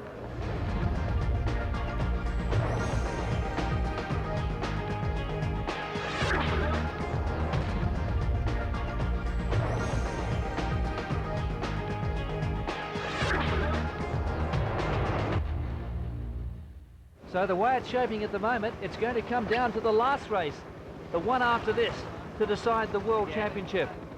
This is Adam Bieshel and Teague Siklowski wearing the blue jerseys, the second-placed crew overall in this World Championship Series, but they're up front at the moment in this hot fleet. I spoke to Teague before the race and he said he doesn't like blue, his favourite colour's yellow, and they certainly have got the hammer down and they're striving for it. Yellow jerseys now and hopefully a gold medal hanging around their neck in a little more than 18 months. Well, they did it tough in the first part of the regatta in this final series, Rob. I think their best placing was a 4th, but they certainly have put it together in the last 5 races.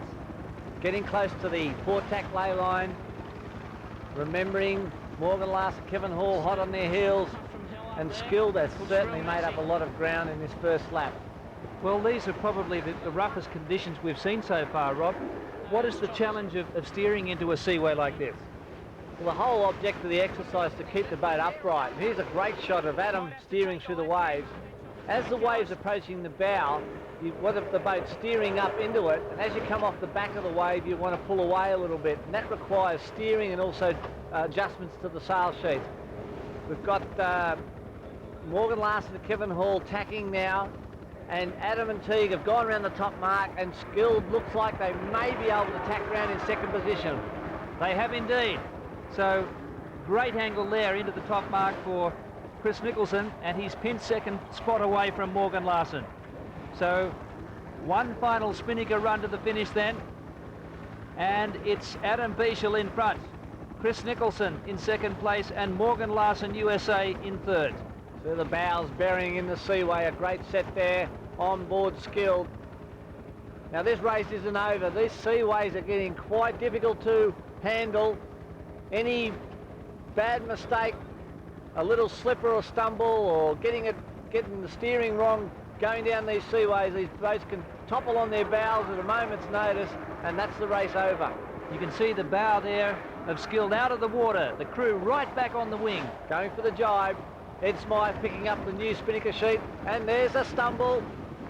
Chris Nicholson had to really dive and launch himself at the wing. They went through a big wave there just as they jibed.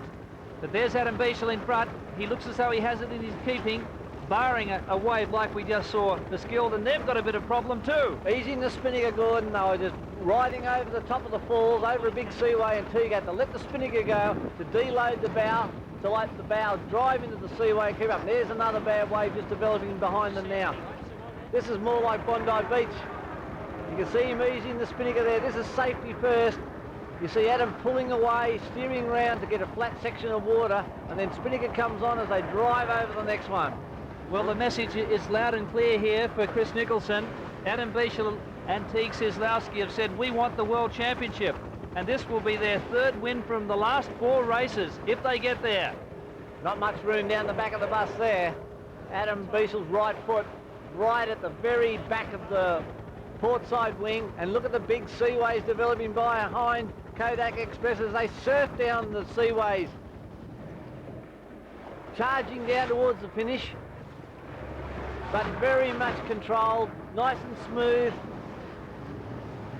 Heart rate's probably up around the 200 mark, add a bit of excitement in there, and these guys are really relishing in these fresh conditions here on Port Phillip Bay. What this does mean, it's the end of the road for Morgan Larson as far as winning the World Championship. He's in third place, but these guys have done too well. Bieshel and Nicholson, they will battle it out in the last race.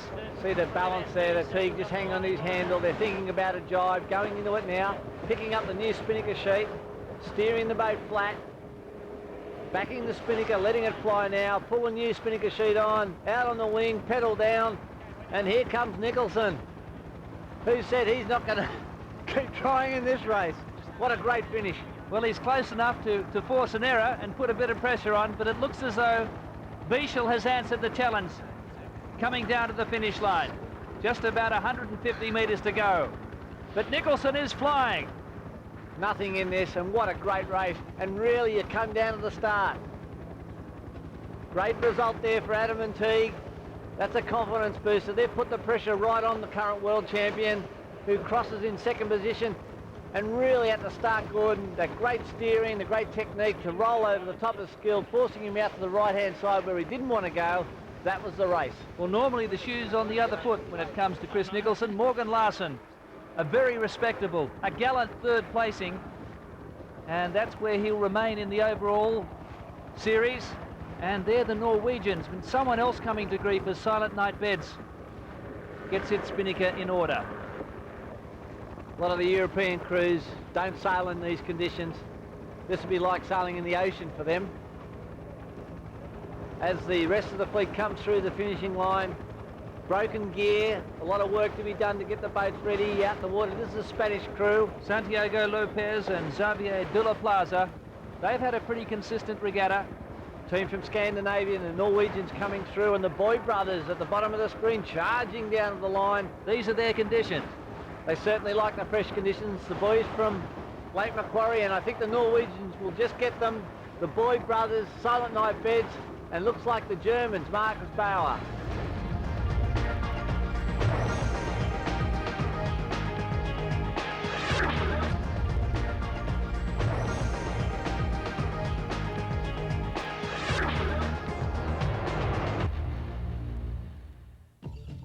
What a climax then to this World 49er Championship on Port Phillip Bay. Victory to Adam Bichel ahead of Chris Nicholson, Morgan Larson third, the Spaniards ahead of Norway and the Boy twins. Then the French, that's Deriel in 11th place, and no joy for the British crews. So the progressive points, still Chris Nicholson leads the way from Adam Bichel, and one of these men will be the new world champion Morgan Larson solidly in third, and the Boyds have come up with a powerful finish into 4th place overall. But it's a dead set match race, Rob Brown, in the final event, race 12 of the final series. Who will it be, Chris Nicholson or Adam Bichel? This week's 49er profile brought to you by UCMS, leaders in customer management solutions. Meet the father of the 49er, Julian Bethwaite. Well, the boat was originally not designed as an Olympic class. It was designed as a boat to fill a hole. There were a lot of people who craved for something a bit more exciting. Even plumbers don't have enough time to spend 40 hours in the workshop building. They just want to go sailing, and they want one design, and they want to go fast, and they don't want anyone else to have an advantage. So the boat's a strict one design. I mean, every suit of sails comes from Sri Lanka, every topmast comes from Brisbane. The boat's built out of very strict moulds. So it was something which was obviously going to happen. The Olympics came along, that was its impetus, given it a kick up the backside, and we've probably sold twice as many as we would have at this point in time. But we are getting guys who are, in our terms, rank amateurs, taking them, putting in a decent 3, 4, 5 month campaign to learn how to sail it. You know, this club is full of those guys who have enough money just to go and buy a boat. They don't want to sponsor, they just want to go sailing, they want to go fast, they want to have a lot of fun. Obviously, it's an amazing amount of kudos. I mean, it's a great thing to be able to do and to be able to affect the sport in that way. I think for the sport and, you know, personally, over the next 10 years, it will be a great thing. On a 49er, this is the front of the mainsail. It's called the luff. We had a few marketing bonuses. We did this to clean up the gooseneck area and make it look cosmetically better, but we ended up with a huge aerodynamic advantage also. A big contributor to Australia's first up victory in the IOC President's Cup was Cameron Miles, who skippered us into 6th place in the Soling World Champs. I thought it was an excellent performance, I really did. I thought the crew sailed very well, having been together for a limited time. Our commitment was there, the professionalism was there, and it was a fantastic feeling to go out and beat the best in the world for 2 races on the one day in very heavy wind conditions. That was a great feeling. For me, it was a pretty important regatta, obviously to see which way that I wanted to go personally, and knowing that there's only a year to go. And I'd spent the last year sailing with Colin Bichel and Dave Giles, so when they decided to go back to the Star, that was a big disappointment for me. But obviously, I was then looking for, you know, one of the other crews to make a challenge with. So getting 6th in the world is obviously an enormous confidence boost, and but it's all about peaking at the right time. So we've just got to continue that program from here on in. I think, you know, I just had a look around one day, and I think there was probably about 40 competitors. I think there was over 12 helmsmen there that had an Olympic medal each, and some with 2 and one with 3 gold medals. So to you know, to know that you've got that sort of calibre behind you is a great. That was a big feeling for me, knowing that, you know, you're up there with the best of them in the world. They're a long way behind too, aren't they? Yeah, I couldn't see it.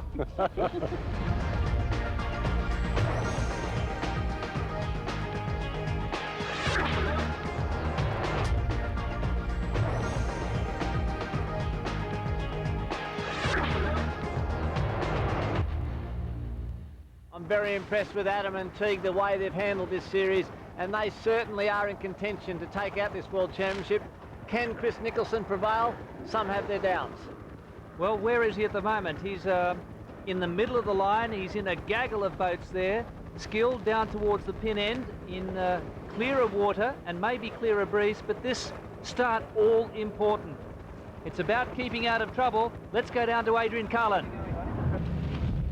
Last race of the series, 2 laps. We're in the south-southeast there here on Port Phillip Bay. Tough conditions and the pressure's certainly on. The crews have really got a bit on in this race. The seas are up over 1 metre, so let's see how it goes. Boats reaching down the line, they're very early. Very hard to control the boats in this seaway. Very shallow water here at the station pier end of Port Phillip Bay. That's Port Melbourne in the background. And certainly the hearts will be pumping on those 2 top skiffs. Yes, well, Chris Nicholson is going to sail his own race. He's about 4th or 5th from the top, and Adam Bieshel is in the middle of the fleet at the moment. There's Nicholson. He looks as though he's going to have a good run at the line here. Well, I reckon that's bad tactics from Adam Bieshel.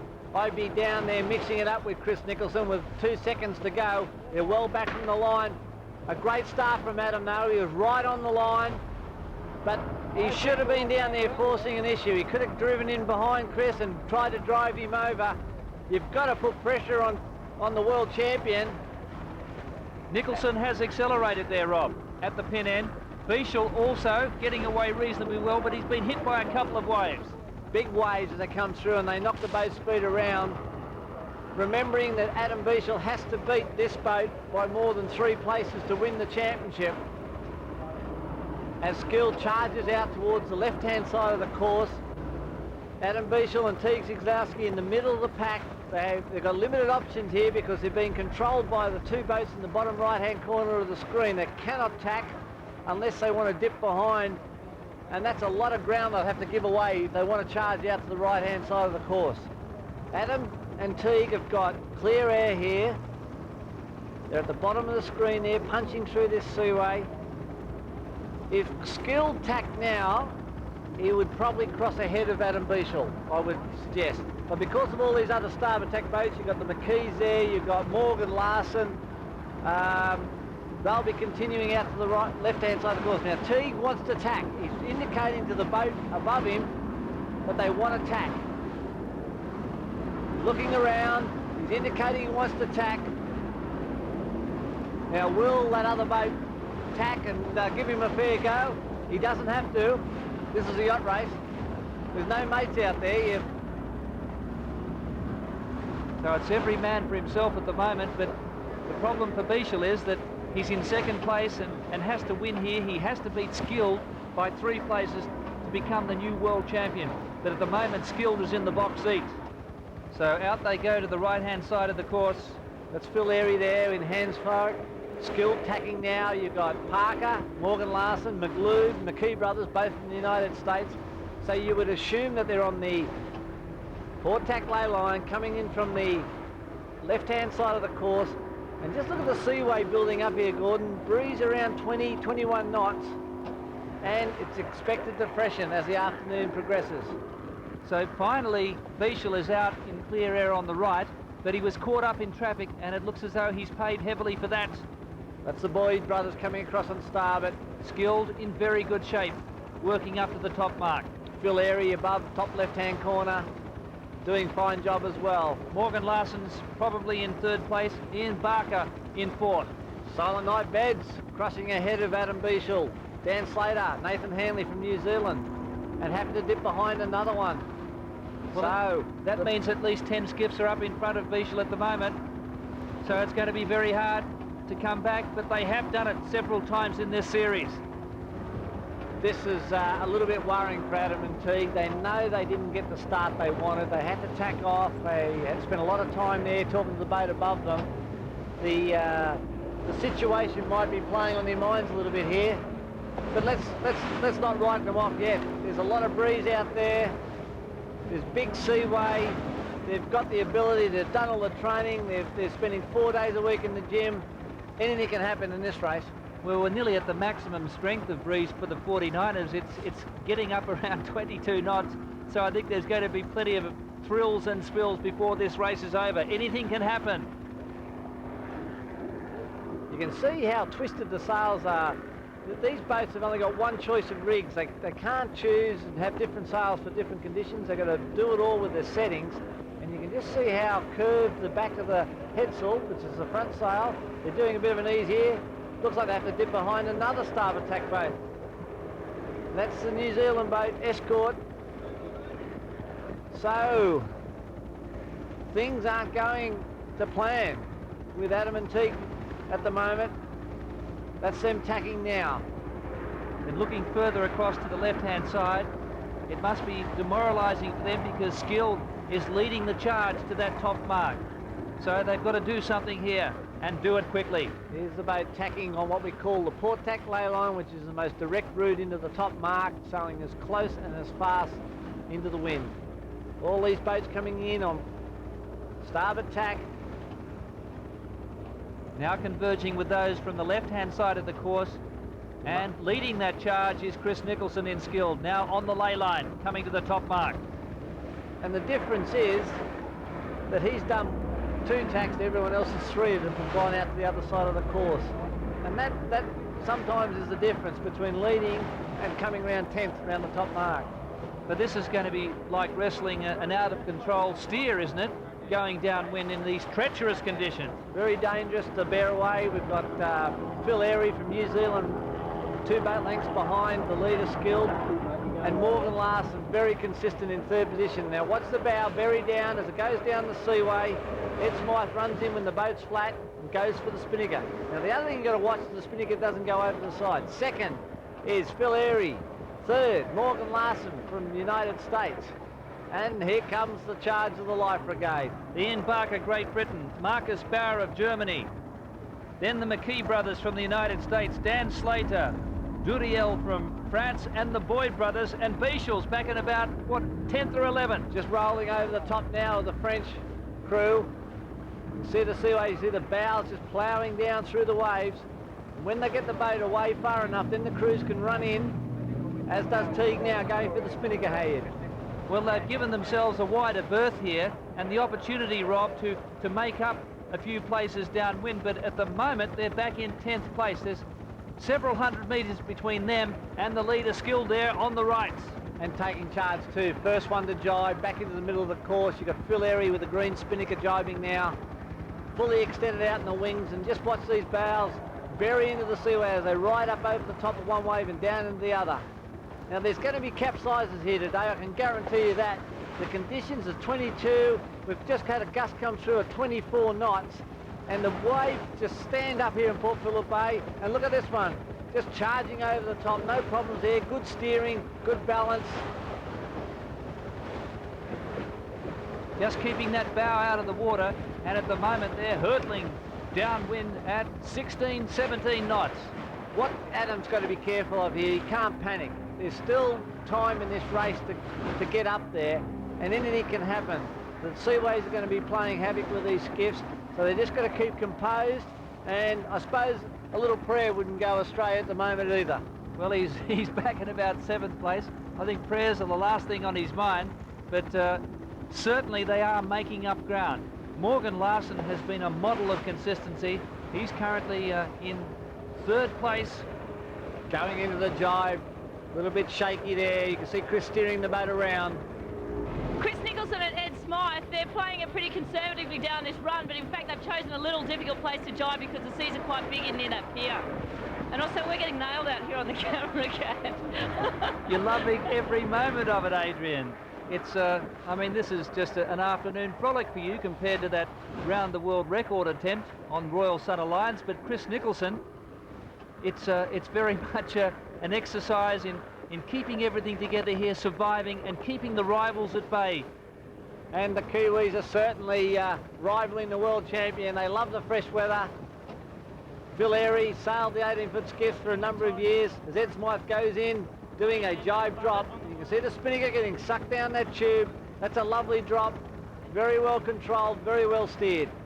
Phil Airy in very good shape here in 2nd place, and he could easily pip Dan Slater as the top Kiwi boat for the series. Morgan Larson, again so consistent in 3rd, just dropping a spinnaker now and heading out to the left-hand side of the course. Chris likes this right-hand side. I think the water is actually a little bit flatter on this right-hand side of the course, and also you get a slight wind direction change from the Williamstown shore. So Chris is not concerned about covering. He knows he's got control in this race. He's just doing things without minimal mistakes. Just ducking behind her. Oh, that boat there was a boat that had capsized from the previous. Chris Nicholson just gave him a bit of a look. I wouldn't mind betting he gave him a bit of an earful as well. Ed Smythe nearly had his eyebrow shaved there. How close was this? A boat on attack as right away over a boat tacking. Yeah, I think Nico wasn't too happy with that. That could have certainly cost him the series if he had a capsize.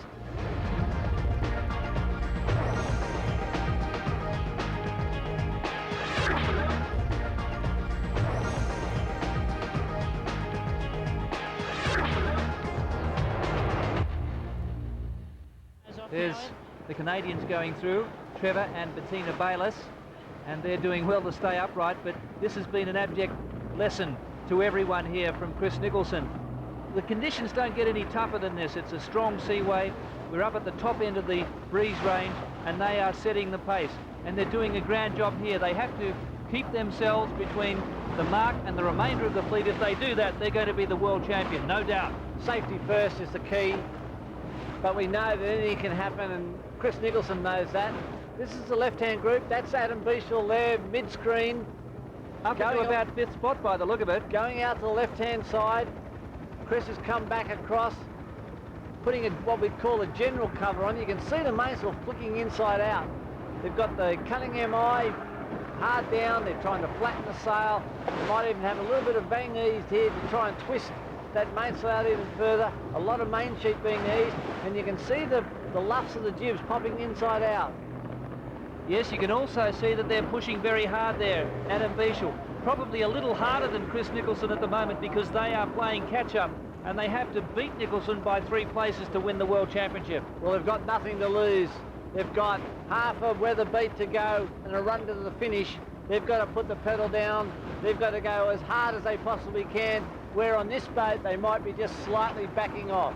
Well, one mistake from Nicholson would cost him the World Championship. It would open the door for Beashall. So as they work up to the top mark, no mistakes possible here. I think it's a bit like a golfer putting for a $100,000 first prize. You've really got to stay focused, concentrate on the job at hand, and not worry about what speech you're going to make at the presentation. Lay up and get down in 2 for your par. That's what Nicholson's got to do, and that seems to be the way it's shaping at the moment, although Beashall is up into 4th place. He's coming back. Beashall is coming back into this race in no uncertain terms. Teague Sislowski, I know Teague, he'll be egging Beashall on. He said, come on Beashall, let's go. Let's get this boat round the course. Let's catch that Skilled and Chris Nicholson. Well, have you ever seen Mick Dickman crack a whip on a thoroughbred? That's what Teague Sislowski is doing at the moment. They are absolutely powering into their seaway, and they're really throwing out a challenge again now to our race and series leader, the world champion, Chris Nicholson. They're very competitive, and Gordon, even if they don't win the championship, what a great effort it's been. This has been a fantastic contest between Skilled, Kodak Express. I'm very impressed with Morgan Larson, the way that he's hung in, been very consistent. And the big factor is how well the overseas crews have taken to this high-performance sailing craft and mastered this skiff sailing. And a word also for the Boyd twins.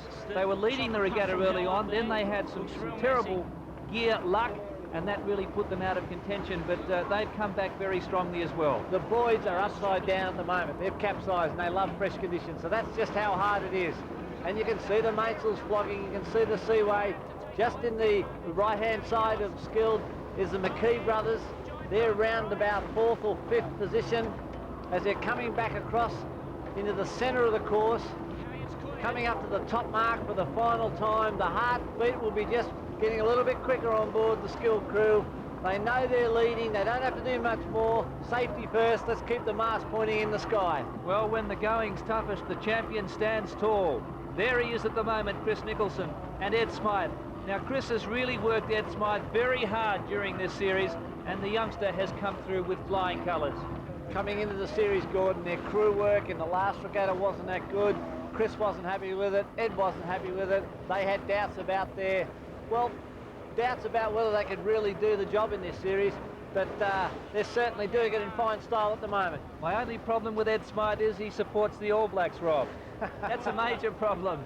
But his father captained Otago University Rugby Club, a fine sporting heritage, and they used to go sailing with the Slaters over in Auckland, and they are now in the lead here, coming up to the top mark. Well, this certainly would be a big moment for Ed Smythe, his first major World Championship, a little more than minutes away, and it really would be testing his ability to stay focused on the job. You see there a little bit of a trip and a stumble, the main sheet not coming on just as quick, and this is nerves, this is excitement, and what better place to see this all unfolding than on Port Phillip Bay as they approach the top mark for the final time for the surf home. It's a windswept Port Phillip Bay as well, the final race at this 49er World Championship. Around they go, Skilled in first place. Now, in.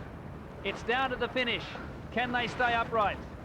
Bichel in fourth place. You can see the Spinnaker coming out very slowly out of the tube, and that's because they had a hurried drop down the bottom. There's a lot of water in there from that nosedive, and this could pop out in one big blob. They're pulling it back in. There's a problem on board. There it goes now. Anxious moments. The heartbeat's just gone up in the commentary box. But Chris Nicholson talked his way through that so calmly. It was encouragement for Ed Smythe. There was no panic on board. I think Chris Nicholson talked him through that one. Just says, play it cool. Let's pull it back in and try again. As they charge downwind for the last time. Chris just pointing to our chopper. Come on, guys, give us a go. Phil Airy's in second place ahead of Morgan Larson. And you see them just dumping the Spinnaker now. A bit of chopper downdraft, but those big seaways proving to be disastrous for the majority of the fleet. So first, Skilled, Chris Nicholson. There's Adam Bichel and Teague coming around, and a wipeout. They can't pull away. They're in fifth place behind Ian Barker and Daniel Phillips. So they really need an accident up front with the world champion. And in the background's the Mother Goose. That's Ken Bichel, his father, looking on. But Kenny will be happy. There's still a year to go to the Olympics, and these guys have certainly thrown out the gauntlet to the World Championship. Yes, well, they begin Olympic selection trials mid-year, mid-1999 in Europe, and when we have so many great Australian crews, you have Nicholson, you have Bichel, and more carnage at the top mark. The Portuguese crew capsizing, big nosedive. Here comes the Americans, Charlie and Jonathan McKee, and back with our race leaders. Chris Nicholson and Ed Smythe. You can see the Portuguese coming away, didn't get the boat quite far enough away, and down the mine they go. Duriel of France just going round that top mark, but it's a matter of staying there, staying cool, and staying in control for Chris Nicholson as Ed Smythe, and this is Adam Bichel, who's back in fifth place, but looking as though he could move into fourth. Going into a jibe now on the leader. Safety first, boys. Well steered through there by Chris. Weight out in the wing now, boat accelerates. And now it's just a moment or two coming down to the finish. A big spectator craft. Here's the boys who've got their boat up again. A lot of spectators, and down the mine they go. The big nosedive, and they save it. Or have they saved it? This is a little bit uncharacteristic. They love the fresh weather. He's having trouble getting away. There they go. Capsize. A disastrous finish for Gary and John Boyd. That sums up their regatta, doesn't it? It just hasn't been their time. Maybe their time will come later in the year, but it has been for Chris Nicholson. This is a stunning performance. So too from Bichel and Teague Sislowski. Remember, Gordon, as they get closer to the shore, the waves get shallower and steeper. But skill will win the 1999 World Championship. Well done, Chris Nicholson, Ed Smythe. And one of the great performances in Australian sailing history. For the third time, they have won the World 49er Championship. Chris Nicholson, take a bow, as now Adam Bichel and Teague Sislowski. This has been an absolutely outstanding performance from them. They've moved into fourth place, and they will finish second overall. The Kiwis across in second place now. Phil Airy from New Zealand. Riding off the back of that wave, having to shot the Spinnaker to keep the bow out. Well, there's probably a little bit of disappointment on board this boat. But guys, keep your heads nice and high, because we've got one hell of an 18 months coming up to pick the Australian representative for the 49er class. Morgan Larson across in third place with Kevin Hall. Bichel in fourth. Great performance by the Americans. They have been very consistent and certainly on target. Remembering that Jonathan and Charlie McKee were the #1 representative from the United States, and certainly that has changed. These guys are on target for Olympic gold. It's going to be a terrific showdown when we finally get to Sydney 2000. Will it be Nicholson? Will it be Bichel here taking on the Americans and the Europeans? And maybe the Boyds will be there too, but not if they perform like this. Well, I think this is Port Phillip Bay, Mother Nature taking over, putting man and machine under test. These guys love fresh conditions, and they will be disappointed with their results, but there's still time to rectify that. But hats off to Chris Nicholson, winner of the World Championship for the third time. He took out race 12, Phil Airy, New Zealand, Morgan Larson, United States in Parker third, then Adam Bichel, and then the Great Britain Cruise, led by Paul Brotherton. And you see there in 14th spot, the Boyd twins had 2 capsizes, but still managed to get up and finish across the line. So the final points tally in the World 49er Championship, Chris Nicholson emerging victorious for the third time. Adam Bichel second, Morgan Larson third, and the Boyd twins into fourth. Australia 1, 2 and 4. And Hansgrohe getting ahead of Silent Night Beds, the top Kiwi crew. Well, it has been a splendid performance by Chris Nicholson. The man is a freak. You hope and you look for a bit of a lift in performance on a day like that, and if you get it, it's great, and we got it today. And so it was a teamwork, crew work thing, do you think? Yeah, and it was above anything we've done to date. So that makes today pretty sweet. Deserving champions, but it was oh so close. They nearly got there. Adam Bichel and Teague Sislowski, second in the world. Do you still feel as though you can roll Nico? Is he still beatable? There's no question about that. Everyone, exactly like Teague says, everyone is. Everyone has their day. We've had our days in regattas early on in the season. Fortunately, this wasn't our regatta here, but we've still got plenty of regattas left in us, and in the due course of time, we'll continue to keep battling away and look to come out on top when it all really counts. Victory by Chris Nicholson and Ed Smythe in the 49er World Championship sealed first place for Australia in the IOC President's Cup. But consistency and flashes of brilliance took Adam Bichel and Teague Sislowski to first place overall in the Schneider 49er Series. What a battle it will be to see which of the two teams represents Australia at Olympics 2000.